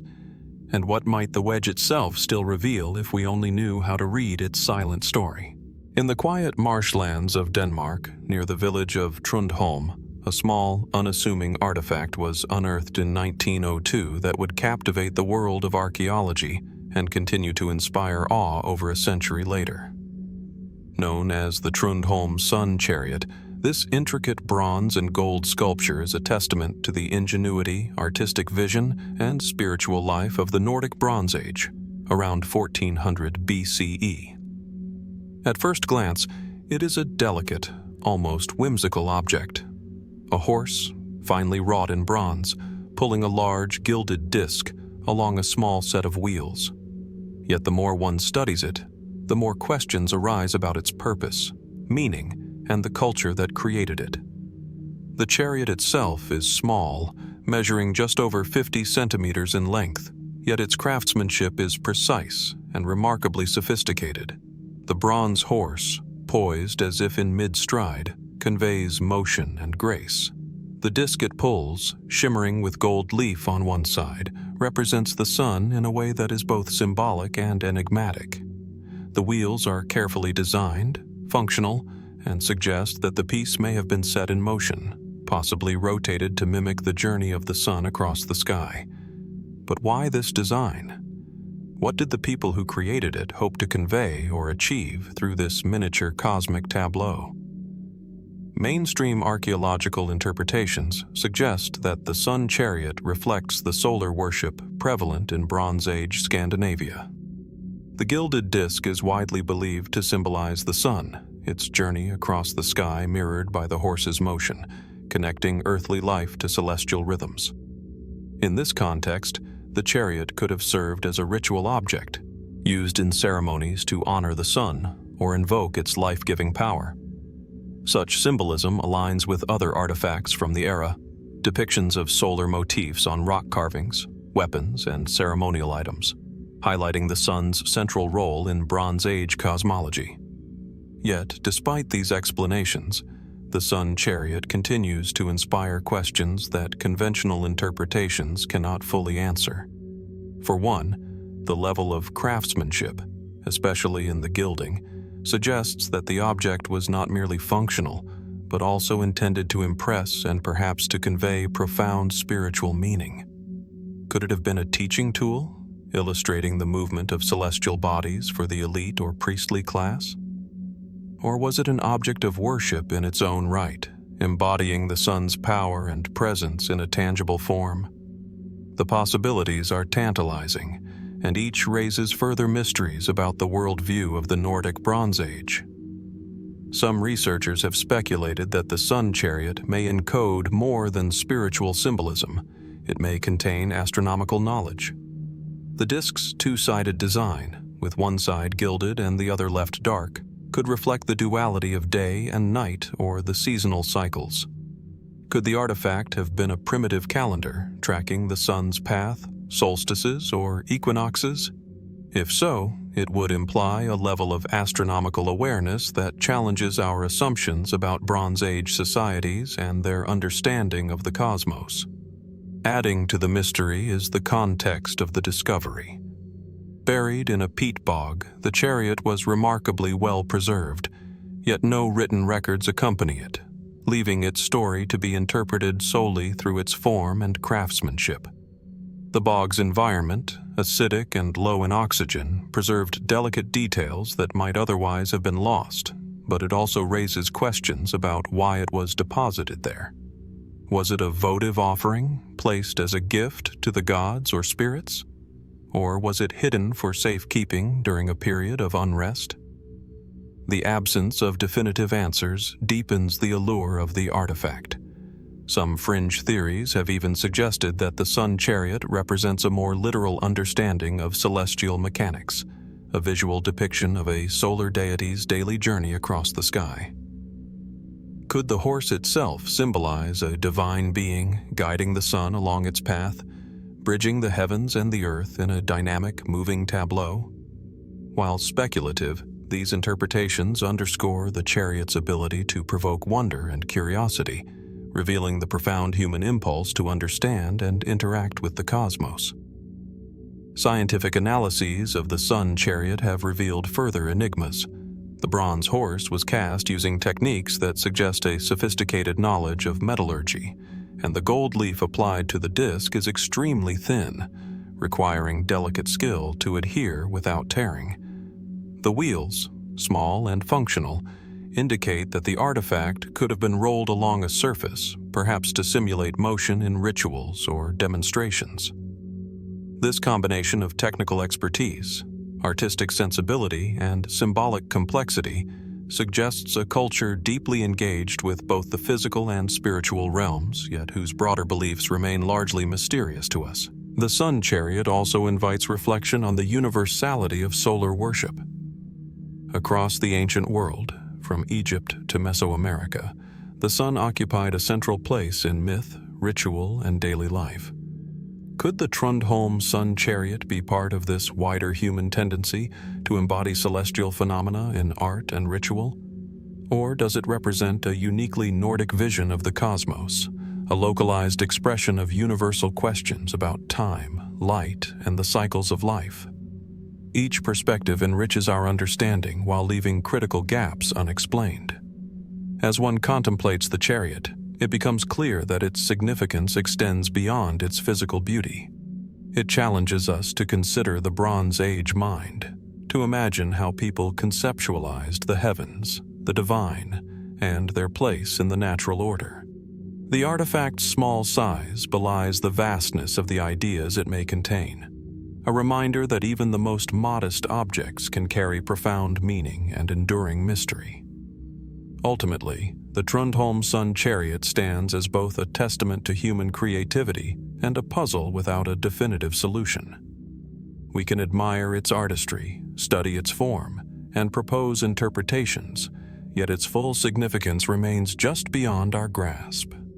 What precisely did it mean to those who created it? And what rituals, beliefs, or knowledge might we be missing? The chariot encourages us to ponder these questions, leaving us with a sense of wonder and a realization that some mysteries, like the movements of the sun it represents, continue to elude our understanding, inviting us to keep looking, keep asking, and keep imagining. Deep in the arid landscapes of the Gauteng province of South Africa, near the small town of Klerksdorp, miners routinely unearthed a peculiar assortment of objects embedded in pyrophyllite deposits. Among these finds are the enigmatic Klerksdorp Spheres, small metallic or mineral spheres whose perfect symmetry and intricate grooves have sparked fascination and debate for decades. At first glance, these objects are unassuming, often no larger than a golf ball, yet their precision and the mystery surrounding their origins make them anything but ordinary. The spheres themselves vary slightly in size, typically ranging from 0.5 to 3 centimeters in diameter. Some are smooth and almost featureless, while others bear unusual ridges or concentric grooves that spiral around their surface with remarkable regularity. Many are composed of a combination of nickel and iron, while others appear to be made of a form of mineralized rock, hard and resistant to erosion. This uniformity, coupled with their placement in rock layers that are estimated to be billions of years old, has led to an enduring question. How did these objects form, and could they really be natural, or are they the remnants of some ancient, advanced craftsmanship? Mainstream geological explanations often describe the Klerksdorp Spheres as naturally occurring concretions. In this interpretation, mineral deposits slowly accumulated around a nucleus over millions of years, eventually forming the symmetrical spheres. The grooves, according to some researchers, might result from natural cracking as the spheres expanded and contracted over geological time. From a scientific perspective, such formations, though rare and intriguing, fall within the realm of natural geological processes. Yet, the more one examines these spheres, the more questions arise. The precision of some grooves and the near-perfect symmetry of certain specimens challenge conventional expectations for purely natural processes. Could natural forces alone produce such exact forms? Is it possible that the spheres represent an intersection of geological chance and some form of early manipulation by unknown agents? The lack of definitive dating for the spheres themselves, beyond the age of the surrounding rock, complicates the narrative, leaving room for both scientific analysis and speculation. Some researchers have speculated on alternative explanations. Could the spheres be evidence of human or pre-human activity millions of years ago, predating known civilizations? While there is no concrete evidence to support such a claim, the suggestion provokes thought. If these objects were deliberately crafted, what technology or understanding of materials would have been required to shape and groove them with such precision? And if not, what unknown geological processes could account for their near-perfect symmetry? Adding to the enigma, the spheres have been found in association with other strange mineral formations that also display unusual shapes and patterns. Together, they form a collection of artifacts that seem to straddle the line between natural formation and deliberate design. Could these objects serve a purpose that we have yet to discern? An ancient tool, a symbolic artifact, or even a cosmic record etched in stone? The questions remain unanswered, and the spheres themselves are silent, offering only their physical form as testimony to an origin we may not fully understand. The Klerksdorp Spheres also invite reflection on the limits of our understanding of time and natural processes. Found in rocks estimated to be between 2.8 and 3 billion years old, they occupy a temporal landscape that stretches far beyond the existence of modern humans. Could there have been forces, natural or otherwise, at work during the early formation of the Earth that we have yet to recognize? Or do the spheres represent an extraordinary coincidence, a perfect alignment of chemical, physical, and environmental conditions resulting in these remarkable forms? Scientific studies have attempted to shed light on their composition and origin. Metallurgical analysis reveals a high density and unusual alloying in some specimens, yet nothing definitively confirms artificial manufacture. Similarly, the grooves, while precise, could be interpreted as natural growth patterns resulting from internal stress or mineral crystallization. Each line of evidence both illuminates and obscures the truth, reinforcing the sphere's allure as an object of both scientific inquiry and imaginative speculation. Some have even drawn parallels between the Klerksdorp Spheres and other mysterious artifacts or geological phenomena around the world, suggesting that they may be part of a broader pattern that challenges conventional timelines of natural and human history.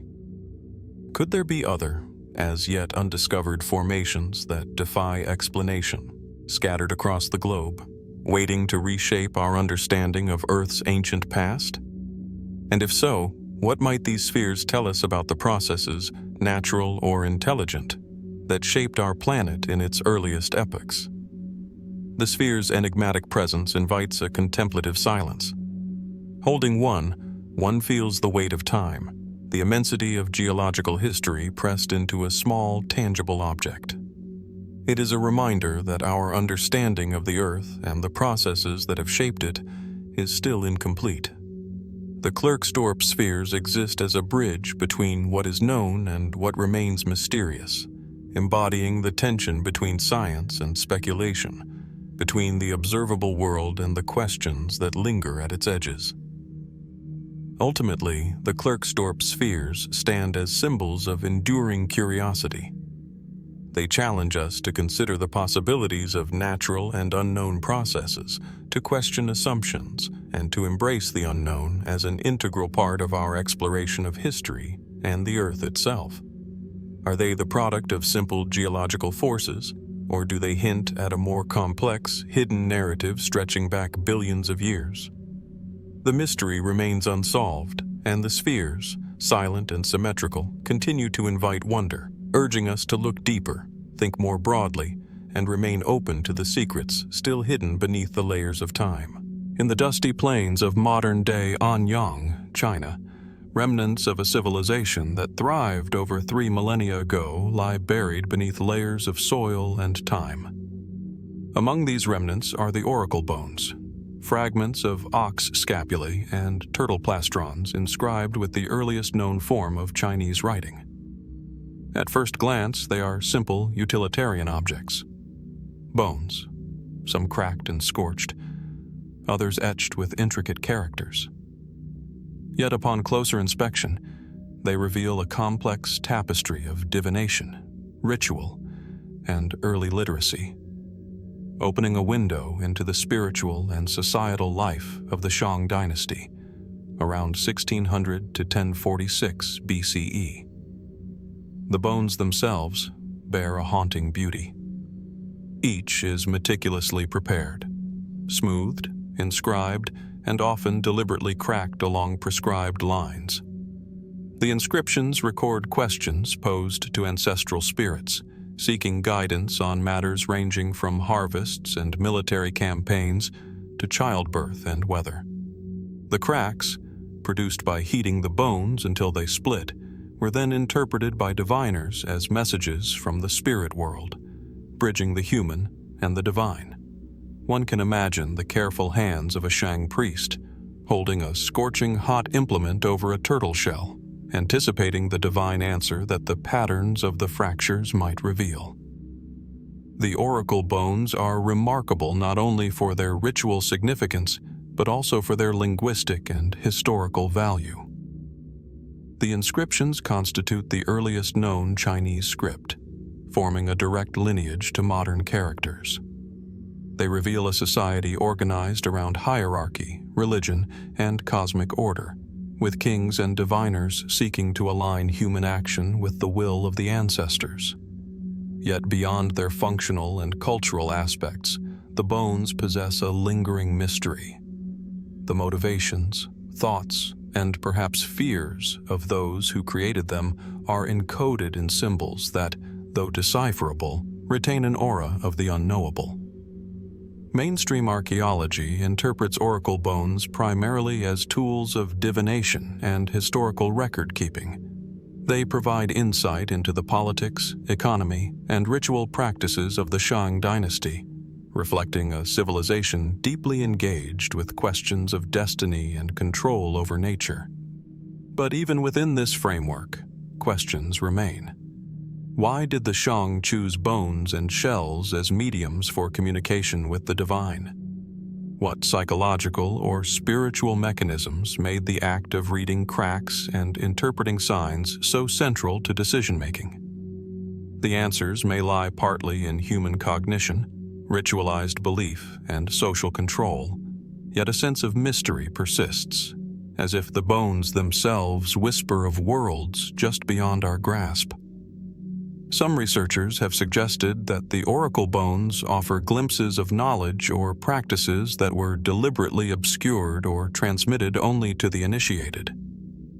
Could the inscriptions hold layers of meaning lost to us over time, messages that extend beyond pragmatic questions into philosophical or cosmological domains? The careful arrangement of characters, the selection of symbols, and the specific ways cracks are interpreted hint at a sophisticated symbolic system, one that blends human intention with perceived supernatural influence.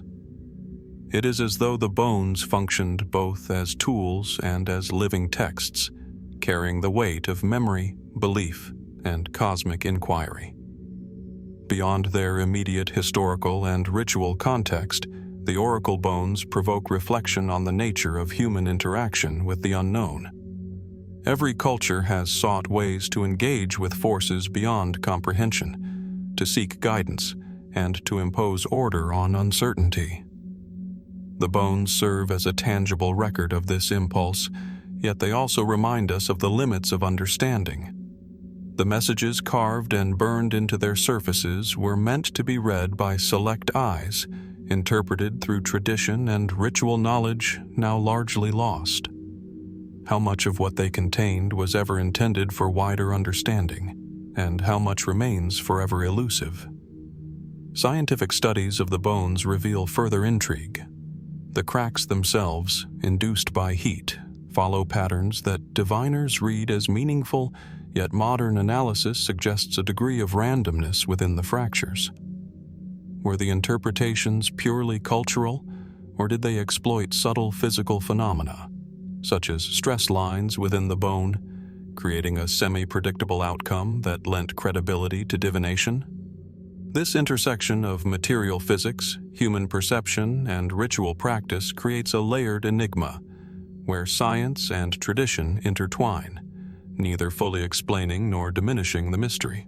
The oracle bones also raise questions about communication and consciousness. Written characters emerged in a context of spiritual practice, yet they were preserved as records, bridging the ephemeral and the enduring. Were these inscriptions purely practical, or did they also encode deeper reflections on life, death, and the cosmos? Could there be wisdom in the careful selection of questions, the repetition of rituals, and the meticulous recording of answers that transcends their immediate context? Even today, the bones resonate as objects of human curiosity, symbols of an early civilization grappling with uncertainty, mortality, and the forces that shape existence. Some speculative theories have extended the bones' significance into the realm of broader mysteries. Could they reflect interactions with realms or entities that defy easy classification, a codified dialogue with forces beyond the ordinary?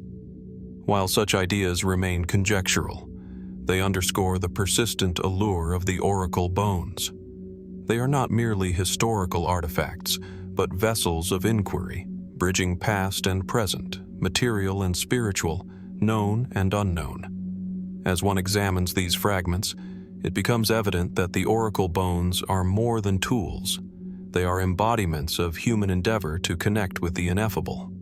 The act of inscribing, cracking, and interpreting represents a profound engagement with uncertainty, a desire to find patterns and meaning in the unpredictable flow of life. They remind us that even the most seemingly ordinary objects can carry extraordinary significance when infused with intention and belief. Ultimately, the oracle bones of China endure as silent witnesses to a world long vanished yet intimately connected to our own. They speak of ritual, language, power, and the human need to seek answers beyond immediate perception. And while we can decipher their inscriptions, understand their historical context, and appreciate their artistry, a sense of mystery remains. What thoughts, fears, and insights were etched into these bones that we can never fully recover? What secrets of the Shang dynasty, or perhaps of human consciousness itself, remain hidden within these ancient fragments, waiting to be pondered anew? In the azure waters off the coast of the Greek island of Antikythera, near the small town of the same name, a shipwreck lay undisturbed for centuries, silently guarding one of the most enigmatic artifacts ever discovered, the Antikythera Mechanism. In 1901, sponge divers exploring the wreck at a depth of roughly 40 meters stumbled upon fragments of bronze and wood encrusted with centuries of marine sediment. At first, these pieces appeared to be nothing more than corroded remnants of a ship's cargo, but closer examination revealed a complexity that has confounded scientists and historians ever since. The mechanism itself, no larger than a shoebox when reconstructed, is a marvel of ancient engineering. It consists of a series of interlocking bronze gears, finely crafted with remarkable precision, capable of performing complex calculations. Scholars have determined that it could predict the positions of the sun, moon, and even the known planets, as well as track lunar phases and eclipses with astonishing accuracy. To witness it, even in fragments, is to marvel at an object that seems to bridge the gap between the ancient and the futuristic, a testament to human ingenuity that defies conventional timelines of technological development.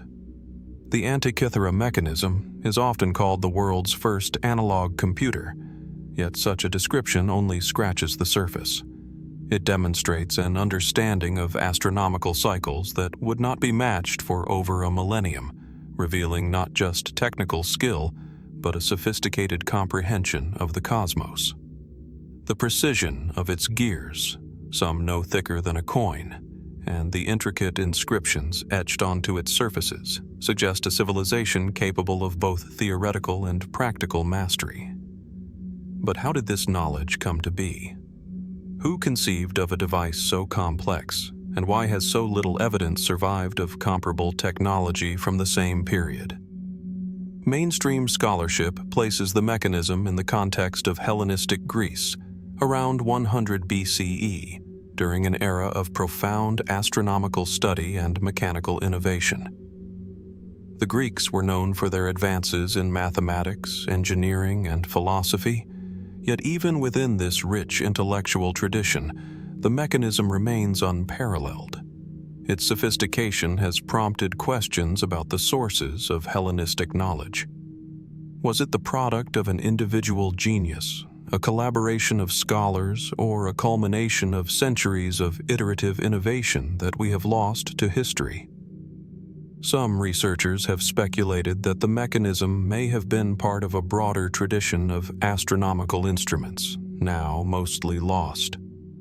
Could there have been workshops, libraries, and schools devoted to the construction of such devices, whose artifacts and texts were scattered or destroyed over time?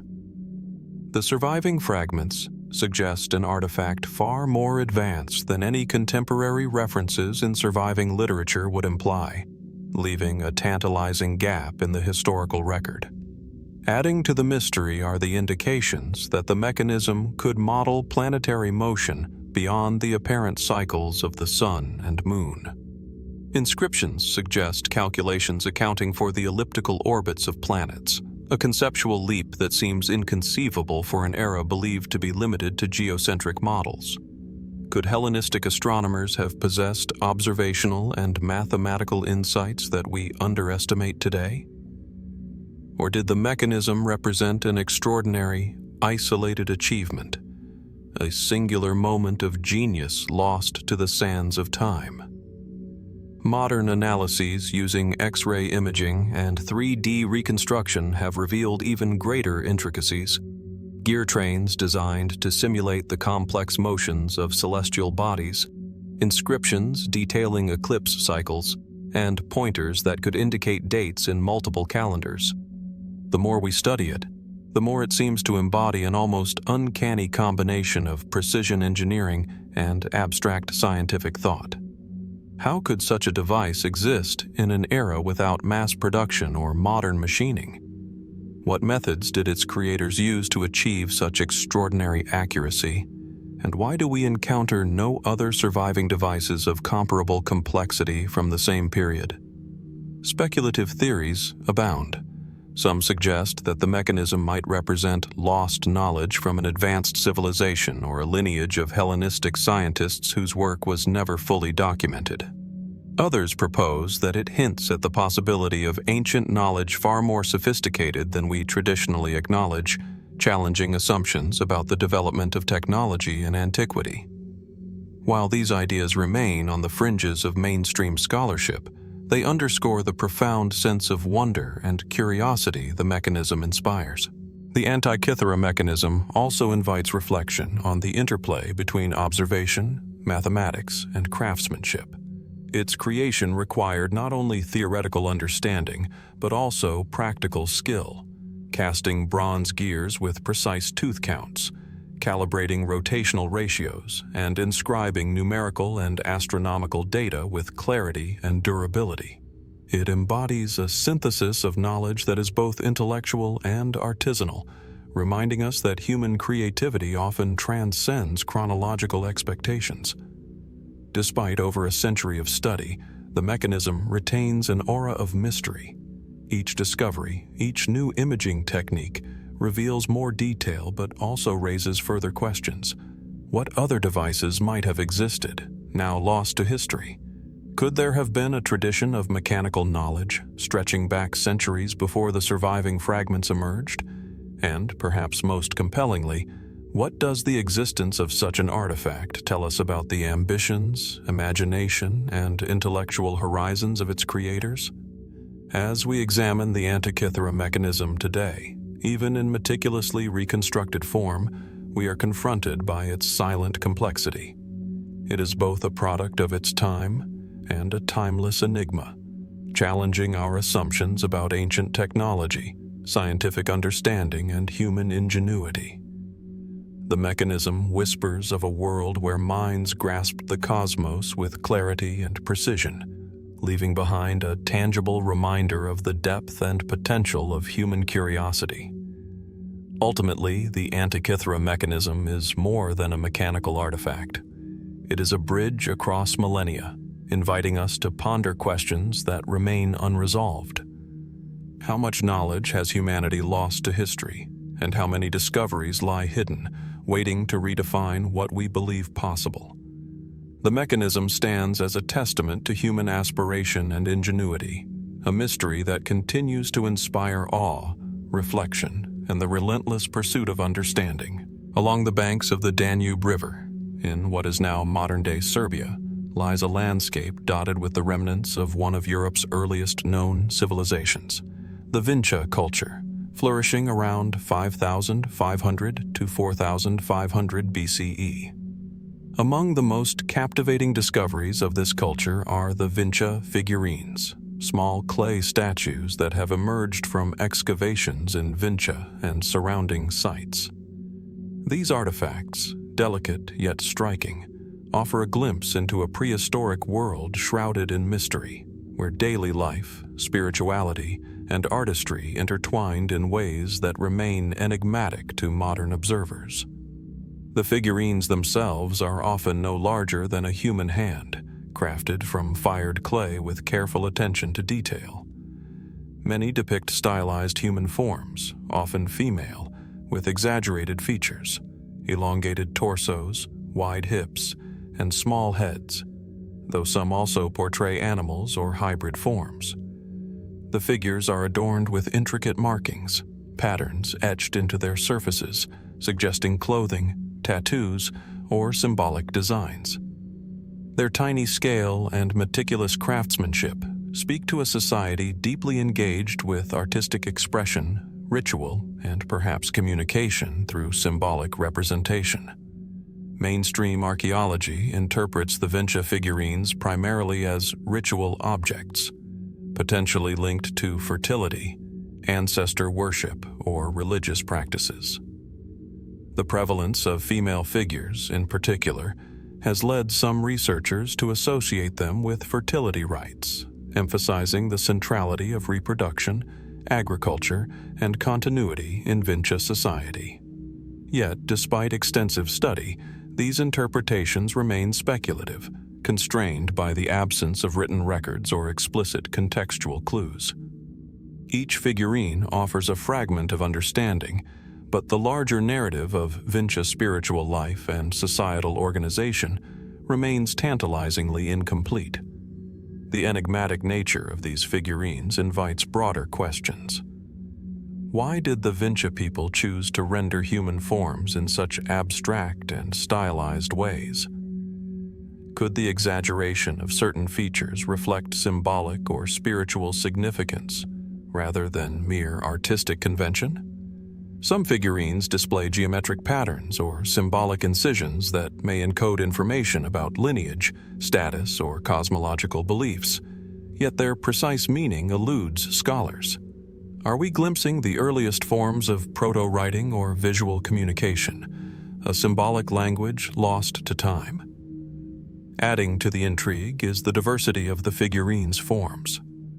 While many are clearly humanoid, others defy straightforward categorization, presenting hybrid features or abstract designs that challenge modern expectations of prehistoric art. Could these represent mythological beings, spirits, or deities, known only to the Vinča themselves? Or were they intended as teaching tools, conveying knowledge or beliefs to the community through a shared visual vocabulary? Each object hints at a rich intellectual and spiritual life, yet the details of its purpose and significance remain just out of reach. Some fringe theories have suggested that the Vinča figurines might be evidence of advanced symbolic or even proto-scientific understanding in prehistoric Europe. The regularity of certain markings has led to speculation that they could encode calendrical information, societal rules, or astronomical observations. While these ideas are debated and remain speculative, they underscore the depth of human curiosity and the possibility that early cultures may have engaged with their world in ways that extend beyond survival and subsistence. The context of the figurines' discovery adds further layers to the mystery. Many have been unearthed in domestic sites, clay pits, or communal spaces, suggesting a close integration of ritual, daily life, and craftsmanship. Yet the placement of some figurines in apparently isolated or deliberately buried contexts hints at ceremonial deposition or symbolic hiding. Were these objects offerings to ancestors or deities, protective talismans, or markers of social identity? The careful attention to detail in their creation suggests that each figurine carried significance beyond its physical form, but the exact nature of that significance has been lost to time. Scientific studies of the figurines reveal insights into Vinča society and technology. The clay used was locally sourced and fired at temperatures high enough to create durable ceramics, suggesting knowledge of kiln construction and temperature control. Pigments, when present, indicate an understanding of natural dyes and pigments. This technical skill, combined with aesthetic sensibility, points to a culture that valued both functionality and artistic expression, blending the practical with the symbolic in ways that continue to captivate archaeologists. The figurines also invite reflection on the universality of human artistic expression and symbolic thought. Across time and geography, societies have created figurines, carvings, and symbolic objects to represent humans, deities, and concepts beyond the material world. The Vinča figurines are part of this continuum, reminding us that even in prehistoric Europe, humans sought to understand their environment, their community, and the forces that governed existence through tangible, visual forms. As one examines these small, ancient figures, a sense of intimacy and mystery emerges. Each one seems to carry a story, a fragment of a worldview that is inaccessible yet palpable. The delicate hands, the stylized features, the etched patterns, these are the remnants of thoughts, beliefs, and perhaps prayers that span millennia. What did the Vinča envision when shaping these figures? What rituals, ceremonies, or private moments surrounded their creation? How did these objects connect individuals to one another, to their ancestors, or to the unseen forces they revered? Ultimately, the Vinča figurines endure as silent witnesses to a world long past, yet deeply connected to our own quest to understand human creativity, spirituality, and society. They challenge us to look beyond the surface of artifacts and consider the intentions, beliefs, and cultural frameworks that shaped them. And while we may never fully know the purposes for which they were created, the figurines continue to inspire awe, inviting us to wonder about the hidden depths of prehistoric thought and the enduring human impulse to give form to the intangible mysteries of life. In the remote mountains of Bayan-Kara-Ula, straddling the border between China and Tibet, a series of archaeological discoveries has fascinated researchers for decades. Among the most intriguing are the so-called stone discs, small, circular artifacts bearing mysterious inscriptions that defy easy interpretation. Unearthed amidst a region rich with ancient burial sites, cave complexes, and enigmatic rock formations, these discs seem to whisper of a culture that engaged with knowledge, symbolism, and perhaps technology far earlier than commonly understood. The discs themselves are modest in size, often no more than a few centimeters in diameter, yet each is etched with intricate lines, geometric patterns, and symbols that appear purposeful but remain undeciphered. Many are carved from a fine-grained, durable stone that has preserved their details despite centuries of exposure. Some inscriptions resemble abstract scripts, while others suggest diagrams or celestial charts, evoking questions about their function and the minds that created them. The precision and uniformity of the carvings hint at deliberate intention, a careful hand, and perhaps a sophisticated understanding of geometry and symbolism. Mainstream archaeology has approached the stone discs with cautious intrigue. They are often viewed as part of burial or ritual practices, possibly serving as amulets, tokens, or ceremonial objects. Some scholars suggest that they may have functioned as mnemonic devices, aiding in the recitation of oral traditions, or as symbolic representations of cosmological or seasonal cycles. Yet, despite these interpretations, the discs remain enigmatic, their inscriptions largely resistant to translation or definitive classification.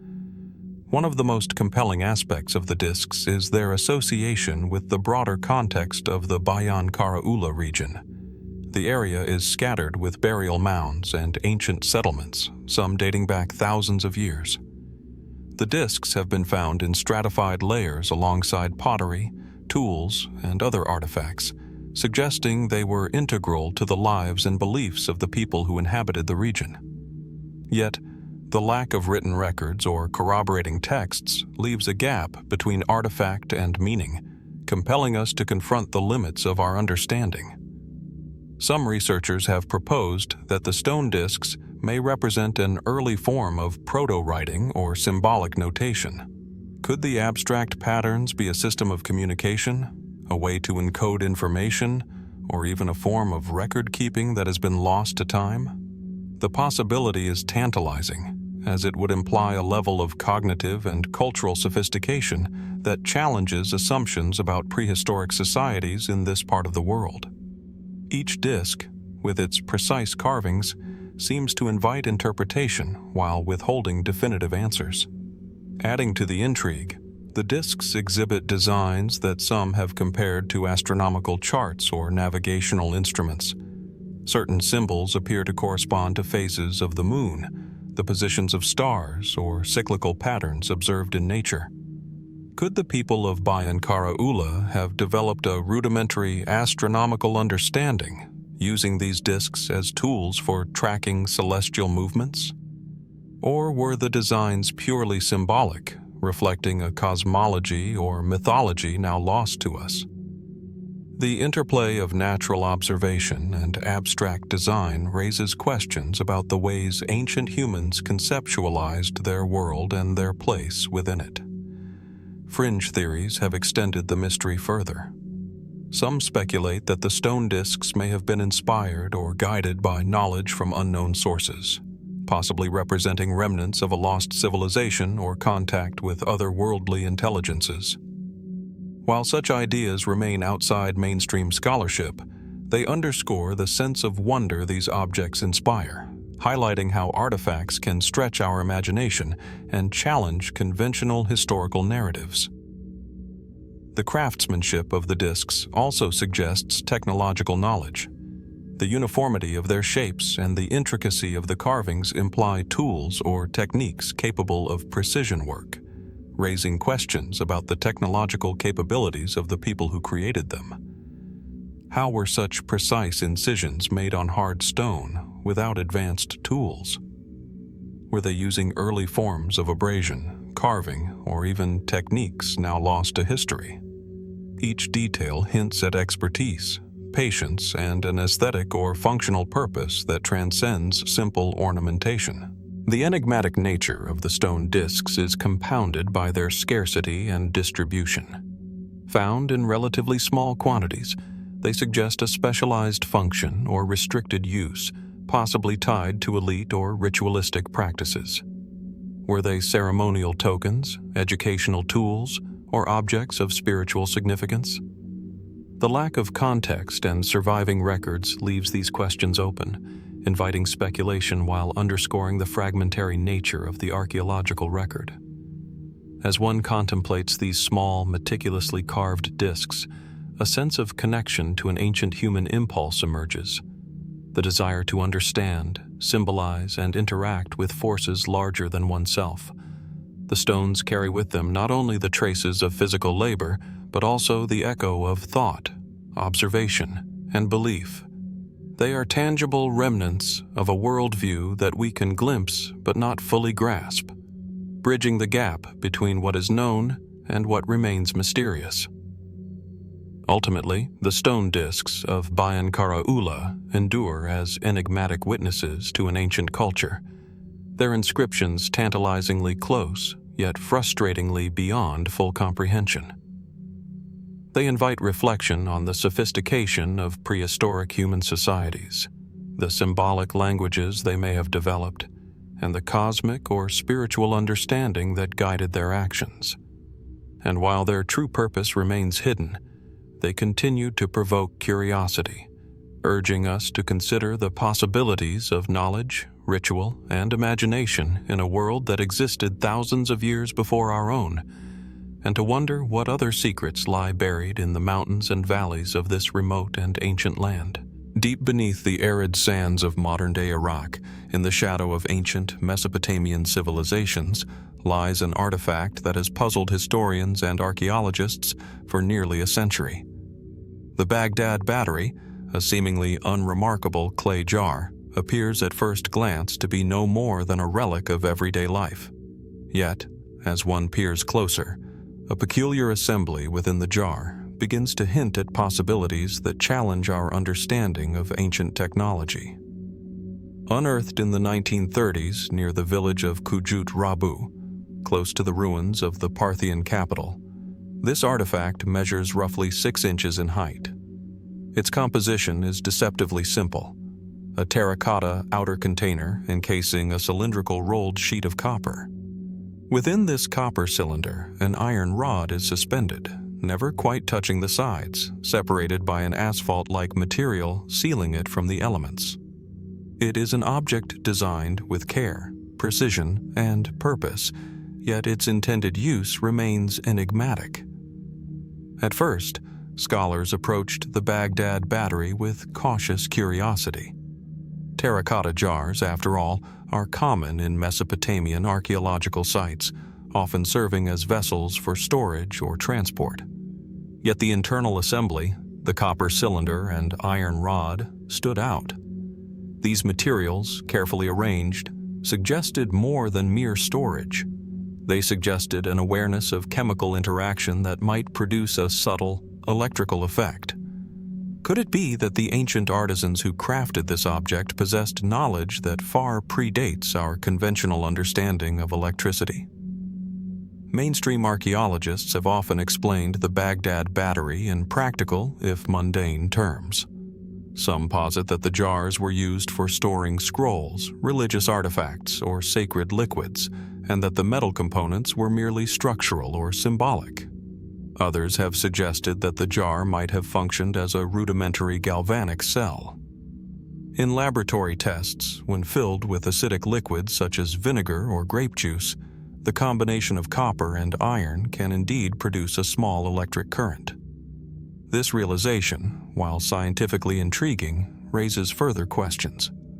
Why would an ancient culture, thousands of years before the documented discovery of electricity, create a device capable of generating a current? And for what purpose might such a device have been employed?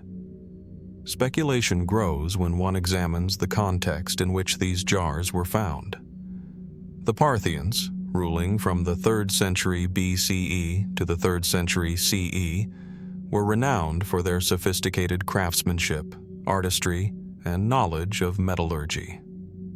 Could they have had practical uses for electricity, perhaps for electroplating small objects, enhancing decorative metals, or even for medical treatments?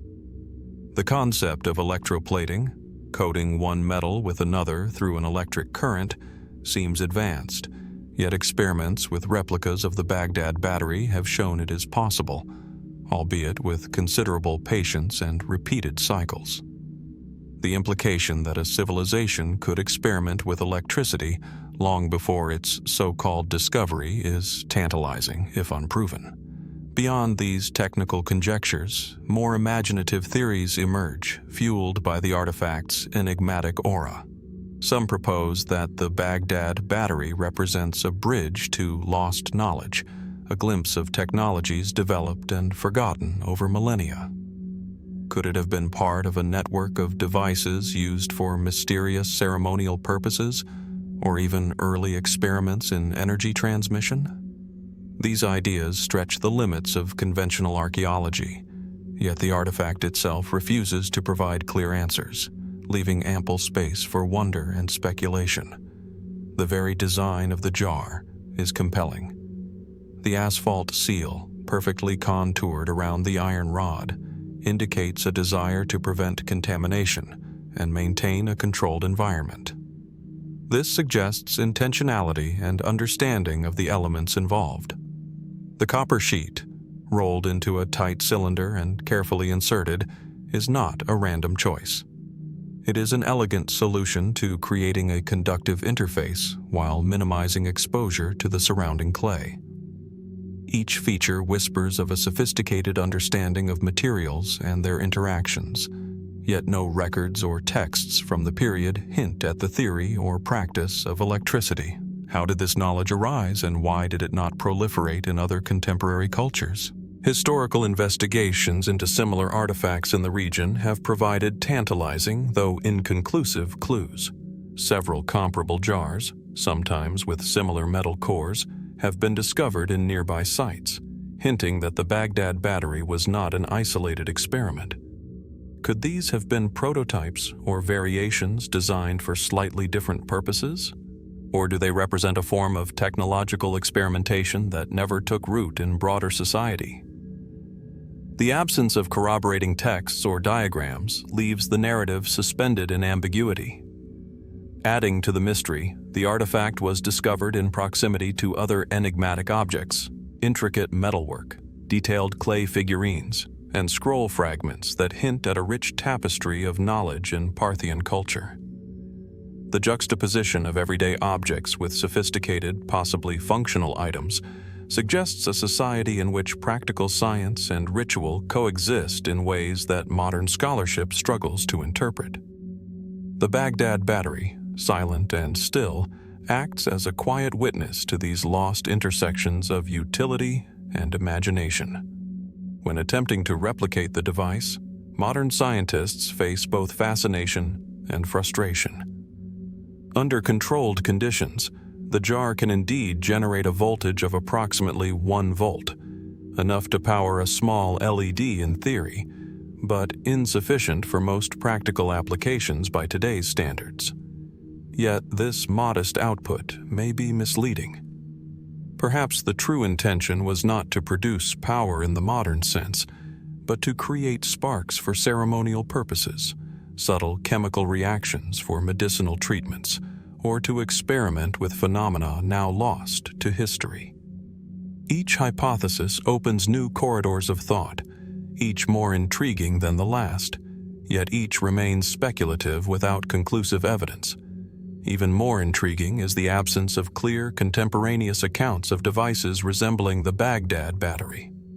Unlike other known innovations of the ancient world, agriculture, irrigation, monumental architecture, this artifact lacks a historical footprint.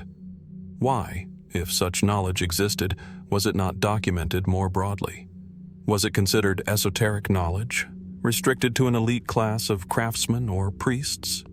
Or was it simply an experimental curiosity that failed to influence subsequent technological development? The silence of history is as compelling as the artifact itself, inviting contemplation on the fragility of knowledge and the mysteries buried beneath the sands of time. Perhaps the most profound aspect of the Baghdad Battery is its ability to evoke questions that remain unanswered. Was it a tool, a toy, a symbol, or a deliberate experiment in an ancient understanding of energy?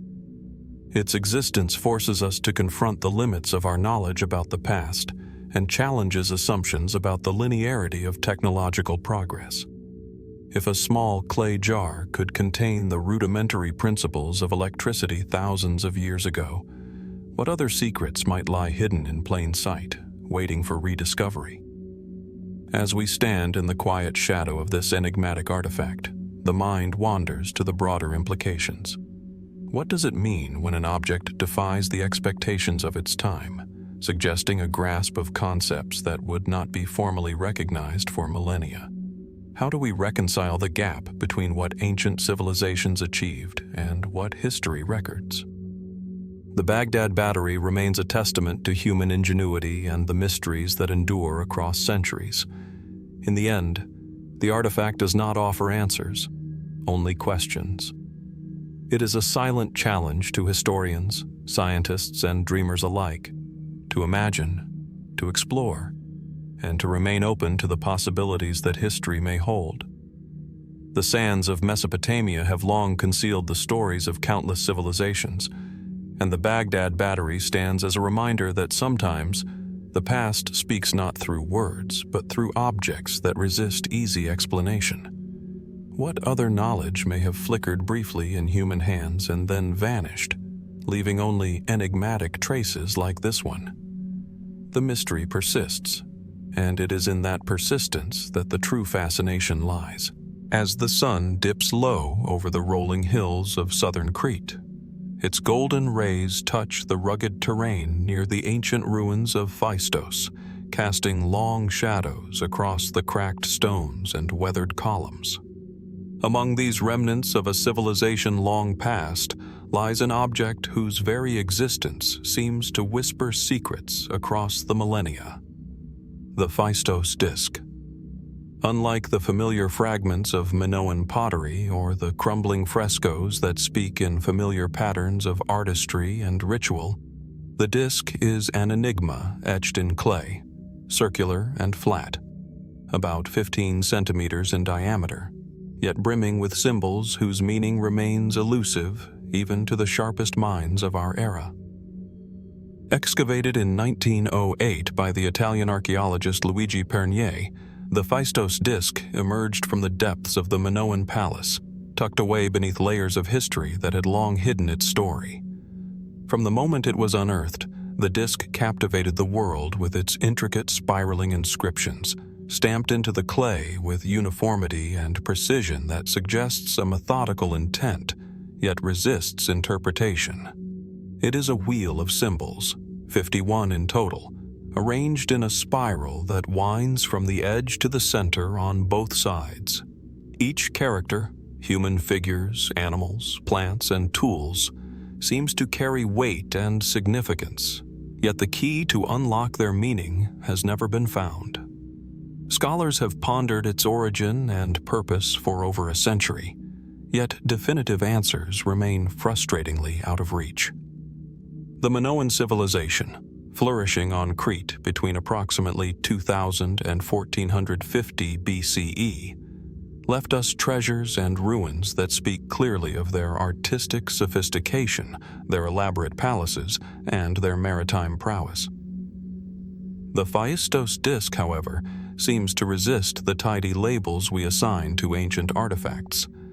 Was it a religious object, a tool of administration or communication, a game, or a commemorative token? Each hypothesis feels plausible, yet none satisfies the full weight of evidence, or lack thereof. The very method by which the disc was inscribed deepens the intrigue. Unlike the more common techniques of hand-carved or painted symbols, the disc's characters were pressed into the soft clay with what appears to be individual stamps, akin to a set of movable type long before the invention of printing. This suggests not only a highly developed sense of craftsmanship, but also an organizational understanding that borders on the technological. Could the Minoans have experimented with forms of writing we have yet to fully comprehend? Or does the disc represent a singular, perhaps ceremonial endeavor, never repeated and never understood by those who followed? Linguists and cryptographers have examined the symbols with the tools of modern analysis, searching for patterns, frequencies, and syntactic structures that might hint at a readable language. Some argue the disc is a syllabary, perhaps a precursor or cousin to Linear A, the still undeciphered script of Minoan Crete. Others propose it could be a logographic system, where each symbol represents an idea rather than a sound. The possibilities seem endless, yet the absence of any parallel text prevents validation. One might liken it to trying to understand a poem without knowing the language in which it was written, a haunting exercise in futility, yet one that beckons the mind to wander through corridors of speculation. The disc has inspired some of the most imaginative and controversial theories in archaeology. A few suggest it could be an ancient calendar, a ritual artifact encoding astronomical or seasonal knowledge. The spiral, after all, evokes cycles, movement, and perhaps a cosmic rhythm familiar to the Minoans. Others speculate it may contain a prayer, a hymn, or even a magical spell, though what such a spell might invoke is left entirely to the imagination. Fringe theories extend further. Could the disc be a relic of a lost civilization, a message from visitors from distant lands, or even an artifact encoded with knowledge that the Minoans received from a source now entirely unknown? What fascinates, perhaps, is the tension between the ordinary and the extraordinary that the disc embodies. Its material is simple, clay fired in a kiln, but the craftsmanship suggests a ritual care, a deliberate act that transcends mere utilitarian purpose. And yet, we hold in our hands, or in our minds, a fragment of human thought, immortalized in symbols whose meaning has slipped through the sieve of time. The disc is neither a tool we can use nor a text we can read fully.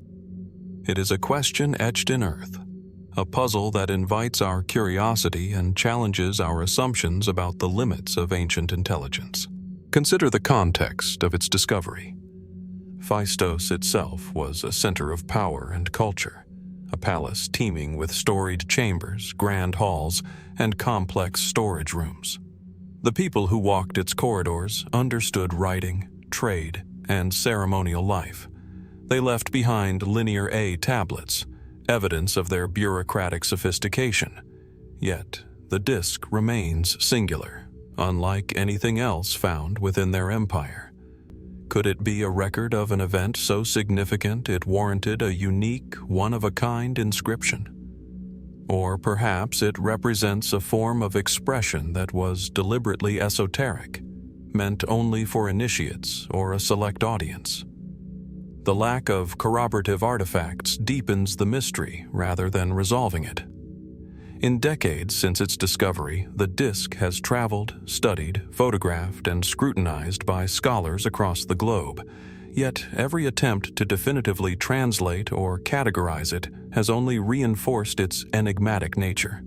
It occupies a liminal space between history and imagination, a quiet challenge to the boundaries of our knowledge. Some view this as the ultimate allure, a symbol of human creativity unbounded by our desire for clarity and order. Others regard it as a historical tease, a reminder that our understanding of the ancient world is always partial, always provisional.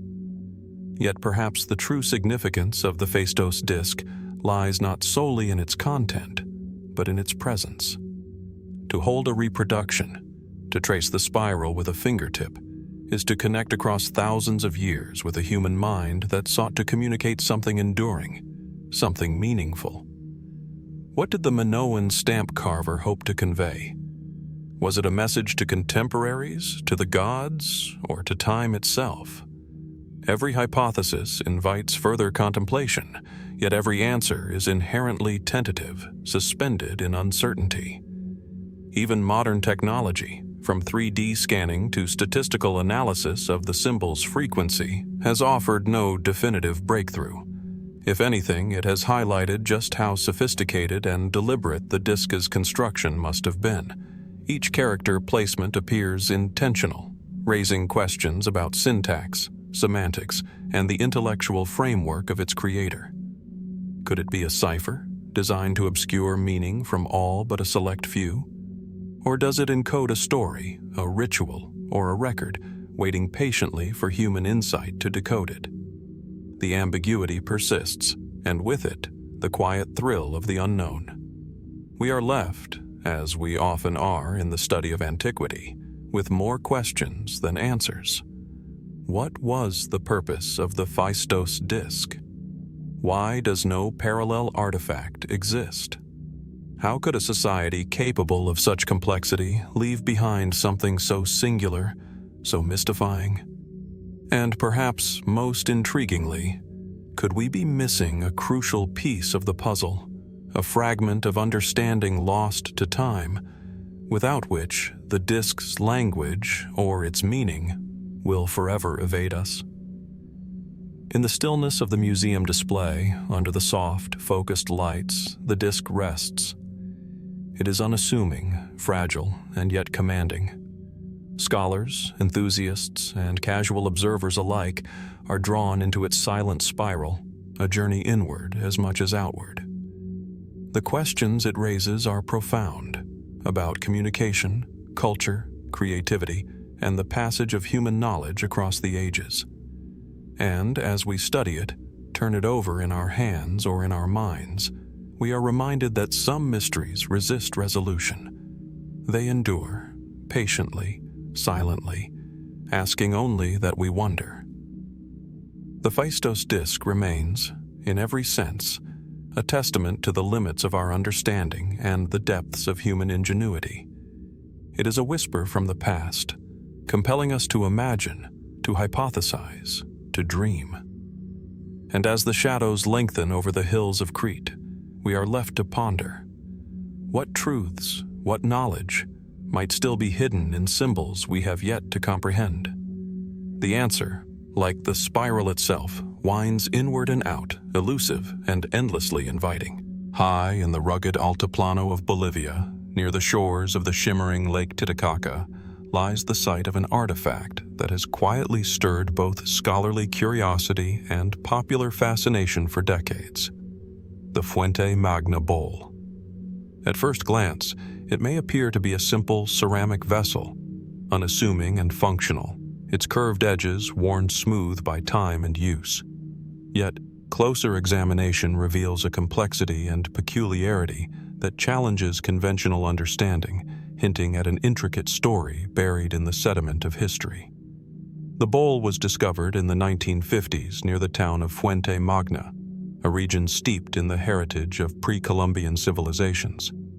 Archaeologists cataloging the area's relics were struck by the bowl's craftsmanship and unusual inscriptions etched along its interior and exterior surfaces. Unlike the more familiar iconography of the Andean civilizations, these inscriptions bear striking resemblances to Sumerian cuneiform, prompting immediate intrigue and debate.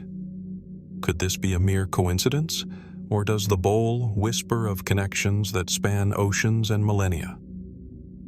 Crafted from a coarse, earthen ceramic and measuring roughly the size of a modern soup bowl, the artifact's shape is deceptively ordinary. Its simplicity, however, is deceptive.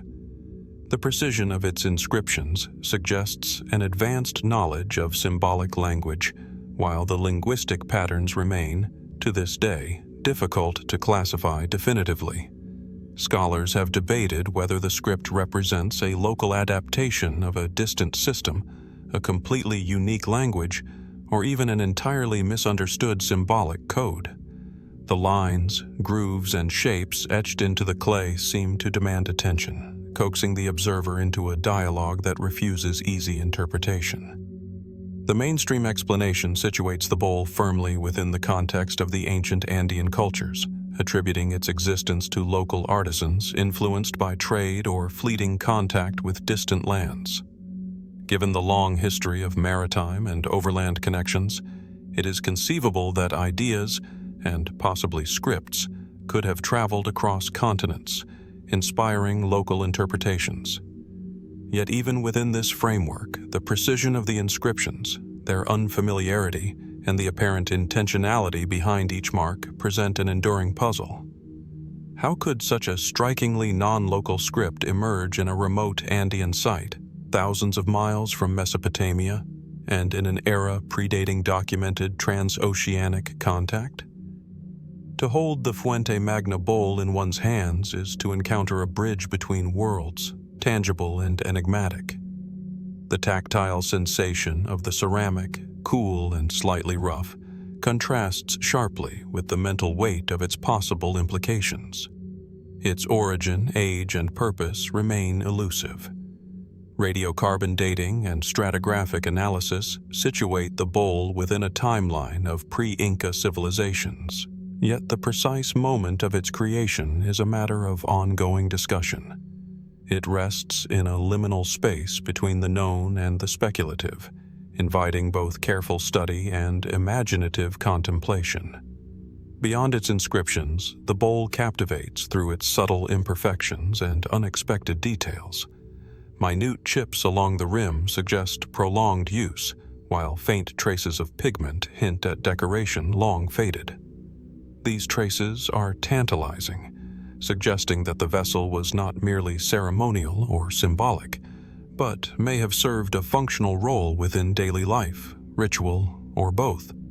And yet, the presence of the mysterious script imbues the object with an aura of significance beyond mere utility, suggesting that it may have been intended to convey knowledge, power, or both.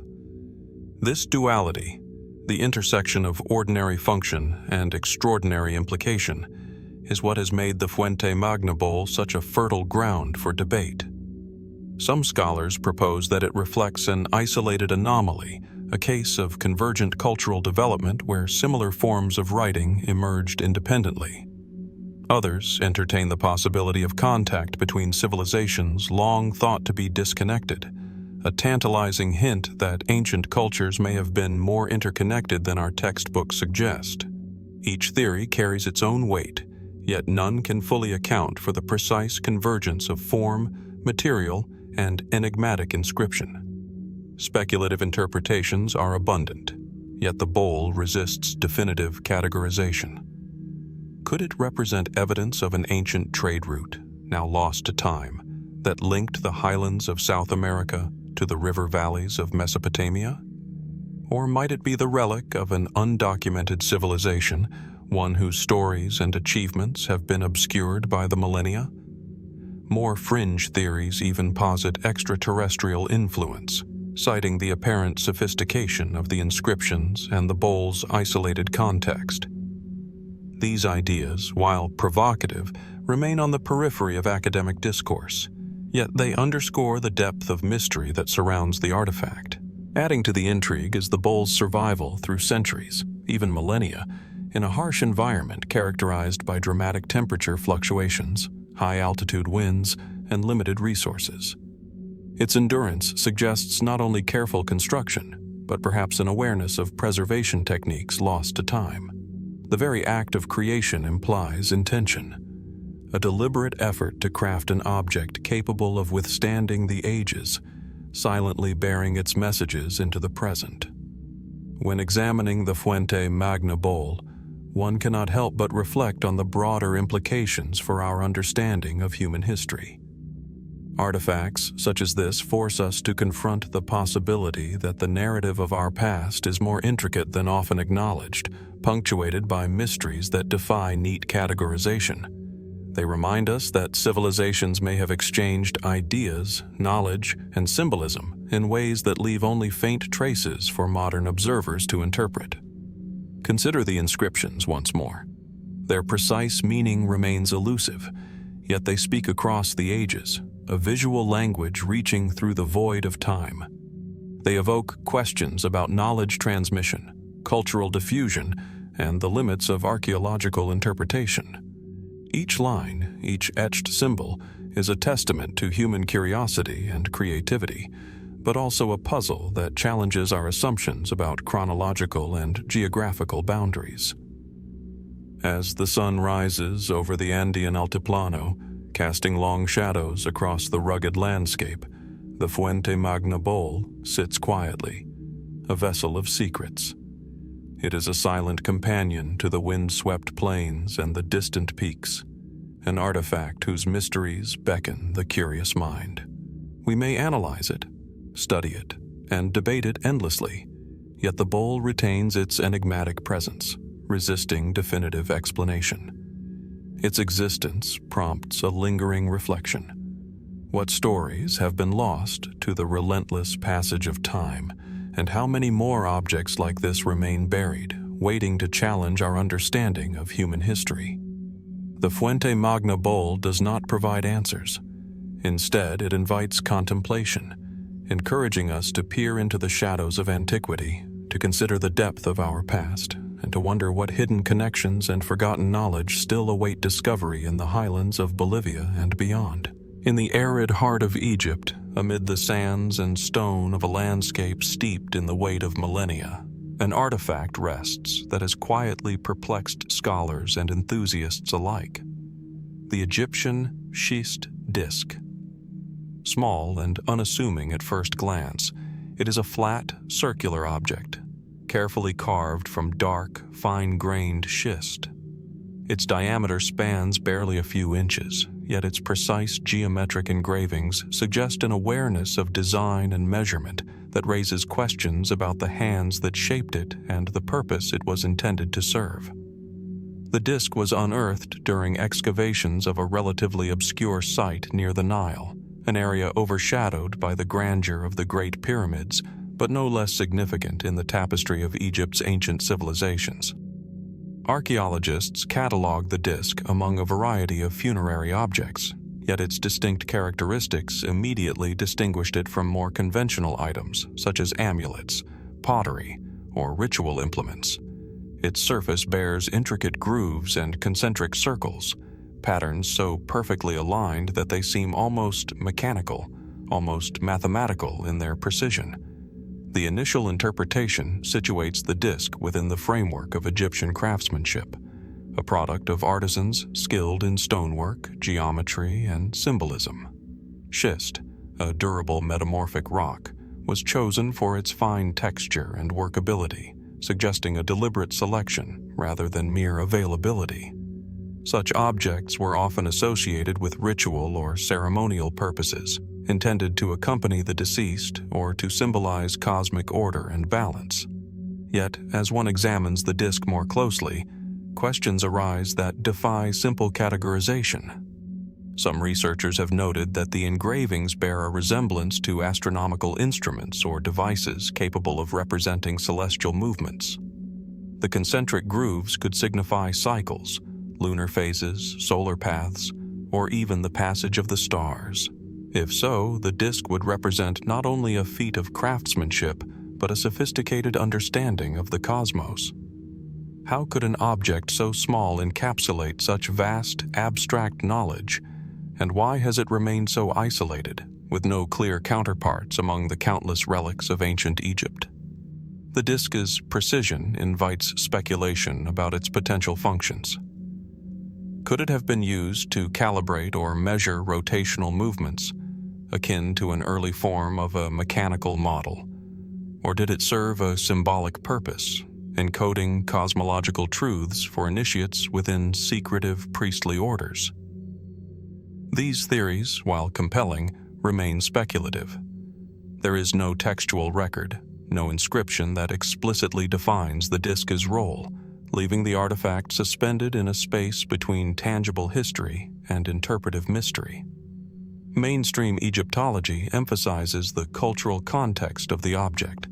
It may represent an evolution of the Egyptian obsession with order, symmetry, and the cycles of life and death, a physical manifestation of abstract philosophical or religious concepts. Indeed, similar motifs appear throughout Egyptian art, architecture, and ritual paraphernalia, reinforcing the idea that the disc could simply reflect aesthetic or symbolic priorities. Yet, the mechanical perfection of the disc, combined with its enigmatic isolation, invites questions that standard interpretations struggle to fully address. Adding to the intrigue is the disc's durability and condition. Despite the passage of millennia, the grooves remain remarkably intact, their edges sharp and precise. This preservation hints at both the skill of the artisans and the disc's potential importance, as though it was crafted to endure and to retain meaning long after its creators had vanished. Was it a tool meant to be used repeatedly, or a symbolic object intended to be seen and contemplated? Its resilience suggests intentionality, an understanding of both material properties and the passage of time. Speculative theories abound, each attempting to reconcile the disc's mechanical precision with its cultural context. Some enthusiasts have posited that it could represent an ancient computational device, a precursor to modern instruments used to track astronomical phenomena. Others suggest that it could be a navigational aid, or even a relic of forgotten technology, hinting at knowledge lost to history. While such interpretations extend beyond the evidence, they underscore the profound sense of mystery the disc inspires, challenging our assumptions about the sophistication of ancient civilizations. When considering the Egyptian schist disc, one is drawn not only to its form, but also to the philosophical implications it evokes. It embodies a paradox, an object simultaneously mundane in appearance and extraordinary in potential significance. Its simple circular shape belies the complexity of its possible functions and the depth of human intention embedded within it. It is a reminder that ancient societies often operated with levels of precision, observation, and symbolism that modern observers might find astonishing. The disc also prompts reflection on the broader mysteries of ancient Egypt. For centuries, scholars have been piecing together a civilization whose achievements in engineering, astronomy, and art continue to astonish. Yet objects like the schist disc hint at gaps in our understanding, suggesting that the Egyptians' grasp of geometry, mechanics, and perhaps even abstract scientific principles may have extended further than current records can demonstrate. How many more artifacts, hidden beneath the sands or locked away in private collections, could rewrite our perception of ancient ingenuity? As one contemplates the disc, it becomes clear that it occupies a liminal space, bridging the realms of the observable and the speculative. Its grooves and patterns do not scream their purpose. Rather, they invite contemplation, demanding careful observation and thoughtful questioning. Could it represent an early mathematical model, a ritual object encoding cosmological principles, or a tool whose function we are no longer able to comprehend? The answer remains elusive, buried in the interstice between the known and the unknowable. Even more compelling is the sense of continuity the disc suggests, connecting modern observers to artisans who lived thousands of years ago. The precision of their work, their mastery over material and form, and their ability to encode meaning into a small object highlight the universality of human curiosity and ingenuity. Through the schist disk, we glimpse a fragment of a civilization's intellect, a whisper of their observations, and a testament to the enduring human desire to understand and record the world. As the Egyptian sun casts its golden light across the desert, illuminating the stark contours of ancient tombs and temples, the schist disk rests quietly in its case, an artifact of mystery and contemplation. It offers no easy answers, no definitive explanation, only the enduring challenge of inquiry. And so, as we reflect upon its existence, a question lingers. If such a small object can embody knowledge, precision, and enigma simultaneously, what other secrets might remain hidden within the sands of Egypt, waiting for the patient and the curious to discover them?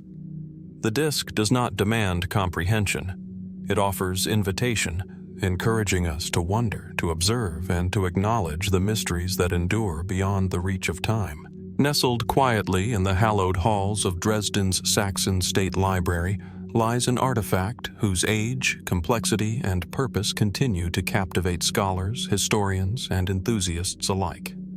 The Maya Dresden Codex, a slender accordion-folded manuscript, appears at first glance to be an elegant relic of a distant civilization. Its pages, delicate and worn by centuries, are adorned with vivid glyphs, intricate illustrations, and symbols that seem almost to hum with the memory of the people who once crafted them. The very air around the codex seems charged with history, as though the secrets embedded in its fibers are reluctant to reveal themselves. Dating back to the twilight of the Maya civilization, around the 11th or 12th century, the Dresden Codex is recognized as one of the most important surviving pre-Columbian documents. It is one of only 4 known Maya codices that have survived the centuries, escaping the destruction that obliterated countless others during the Spanish conquest.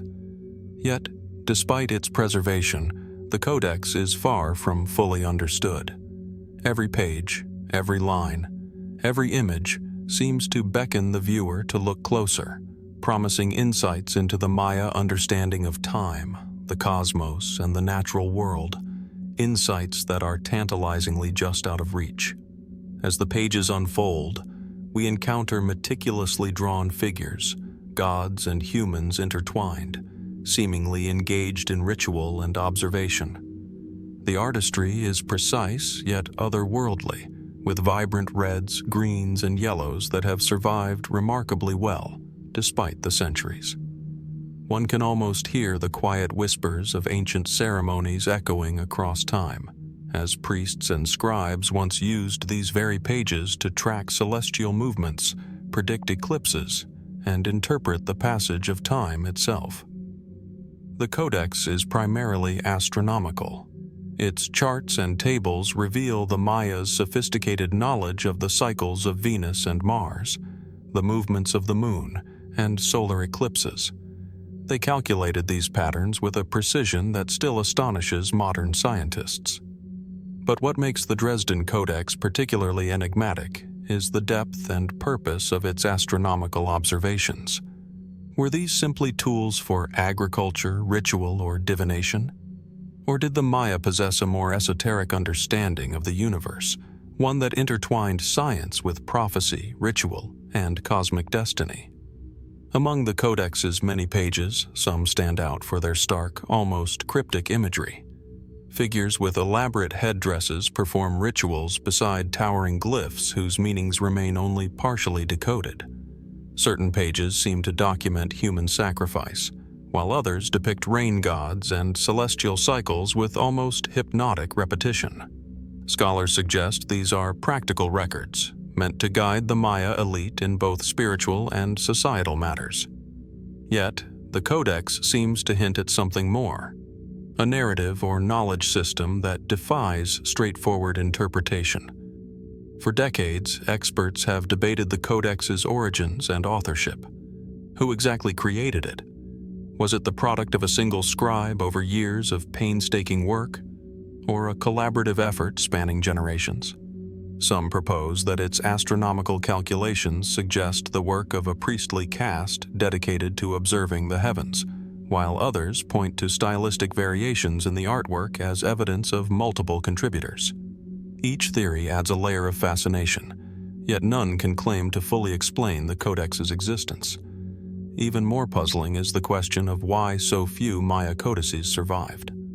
The Spanish conquest was brutal and systematic in its destruction of Maya literature, aiming to erase the indigenous culture and religious practices. The Dresden Codex, however, somehow found its way across the Atlantic, eventually into the library's care. How it survived intact, preserving such delicate pigments and paper-like bark, remains a mystery. Was it hidden deliberately, tucked away in a secure location by those who foresaw its destruction? Or was it simply fortunate, a survivor of circumstance and chance? The Codex's astronomical precision has also fueled speculation beyond the scholarly community.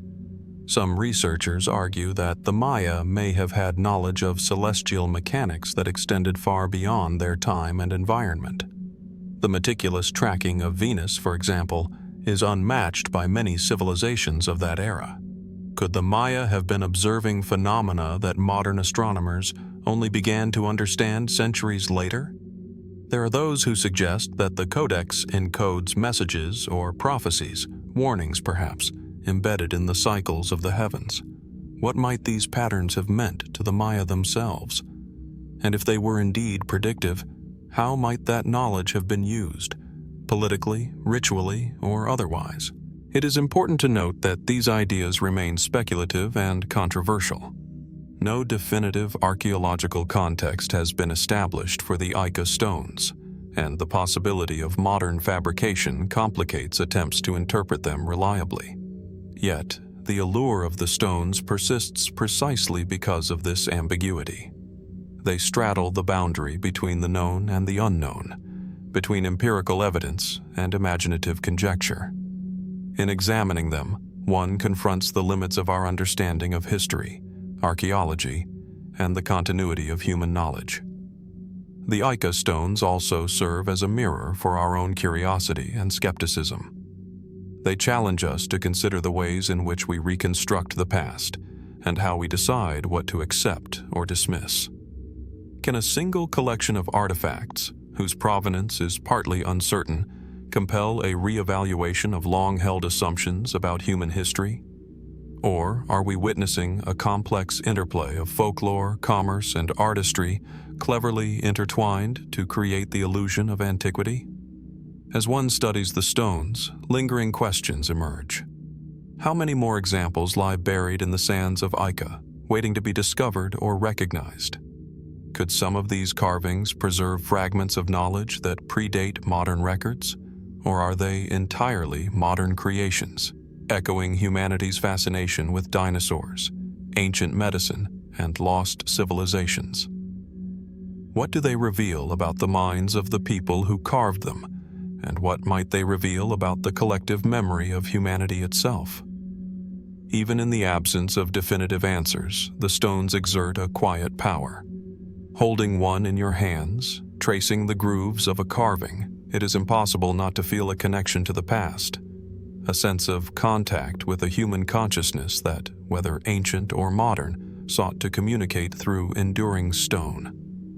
The Ica Stones remain a bridge to mystery, inviting contemplation of the unknown and urging us to question how much of human history remains hidden beneath the surface of the earth, and perhaps even beneath the layers of accepted knowledge. In the end, the Ica Stones compel reflection rather than resolution. Their etched images, whether the product of ancient artisans, modern inventiveness, or some combination of both, evoke wonder and curiosity. They remind us that history is not a closed book, but a living dialogue between what we know, what we imagine, and what we have yet to discover. And as we gaze upon these enigmatic stones, we are left with a profound question.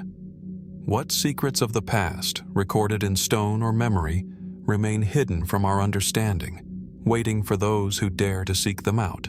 In the arid landscapes of Peru, near the small town of Ica, a series of stone artifacts lies quietly scattered, their origins and meanings sparking debate that has persisted for decades. These objects, now collectively known as the Ica Stones, are smooth, hand-sized to tablet-sized, and etched with an astonishing array of intricate carvings. Each stone seems to tell a story, a narrative captured in precise, if enigmatic, detail, yet the authenticity and significance of these stories remain shrouded in uncertainty. As sunlight glances off their polished surfaces, the images appear almost alive, as if the stones themselves are eager to convey knowledge long forgotten. The stones first came to wider attention in the 1960s when Dr. Javier Cabrera, a Peruvian physician and avid collector, began amassing them after local farmers discovered the carved rocks in the desert sands. The imagery is striking in its diversity and complexity. Depictions of humans and animals, elaborate scenes of daily life, and, most controversially, what appear to be humans coexisting with dinosaurs. Some stones illustrate creatures that paleontologists identify as long extinct, while others depict sophisticated surgical procedures or ancient astronomical observations. The level of detail in the carvings is meticulous, suggesting a deliberate and informed hand at work. Mainstream archaeology has largely approached the Ica stones with skepticism. Many experts argue that the carvings are modern creations, perhaps intended as curiosities or for sale to collectors. The apparent coexistence of humans and dinosaurs, in particular, defies established scientific understanding and has been a focal point of criticism. Indeed, some local witnesses have admitted to carving stones in recent decades, lending credence to the view that the Ica stones are, at least in part, modern fabrications. Yet, even with this explanation, questions linger. How could an entire corpus of stones, numbering in the tens of thousands, display such consistent stylistic features and thematic content over decades? Could there be an older tradition or influence at play, one that has been partially obscured by more recent additions? Looking closer at the stones themselves, one notices the precision of the engravings. The figures, animals, and geometric patterns are not merely superficial etchings. They are carved deeply, their lines clean, and often intricately detailed. Scenes of medical procedures, for instance, show knowledge of internal anatomy, including the heart and skull, that appears sophisticated even by modern standards. Could these images represent a lost understanding of science and medicine? Or are they simply the imaginative creations of a skilled hand, combining knowledge from multiple sources and eras? The narrative possibilities suggested by the stones are equally compelling.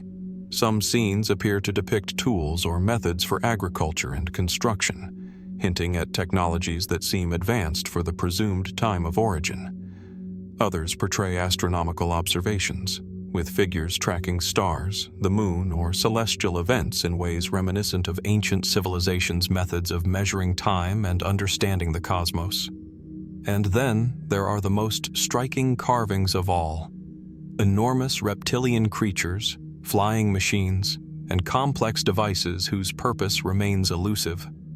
Are these depictions of myths, memories of a bygone era, or speculative imaginings projected onto stone by later artisans? Despite skepticism, certain elements resist easy explanation. For instance, the quality and patination of some stones suggest considerable age. The surface wear indicates prolonged exposure to the elements, and chemical analysis has revealed that the engravings were not all recent. This complexity creates a tantalizing tension. The stones could be partially authentic, representing an older tradition that has been supplemented by modern reproductions. It is a puzzle that challenges simple categorization and invites a deeper investigation into the interplay between history, myth, and fabrication. Fringe theories abound, reflecting the human desire to connect tangible objects with the mysteries of our past. Some enthusiasts propose that the Ica Stones provide evidence of prehistoric human knowledge far beyond conventional understanding. Could the images of dinosaurs suggest a forgotten epoch in which humans and these creatures coexisted, as yet unrecognized by conventional paleontology? Are the surgical scenes evidence of advanced medical techniques that predate recorded history?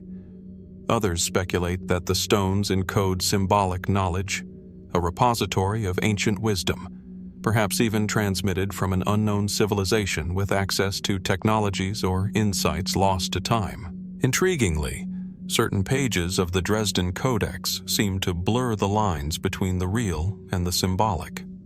Stylized depictions of gods and celestial bodies are intertwined with numerals and glyphs in ways that hint at hidden structures, perhaps even mathematical or calendrical codes yet to be fully deciphered. Some scholars posit that the Codex encodes a complex interweaving of mythology, ritual, and cosmic observation, a system of thought as sophisticated as any known in the ancient world.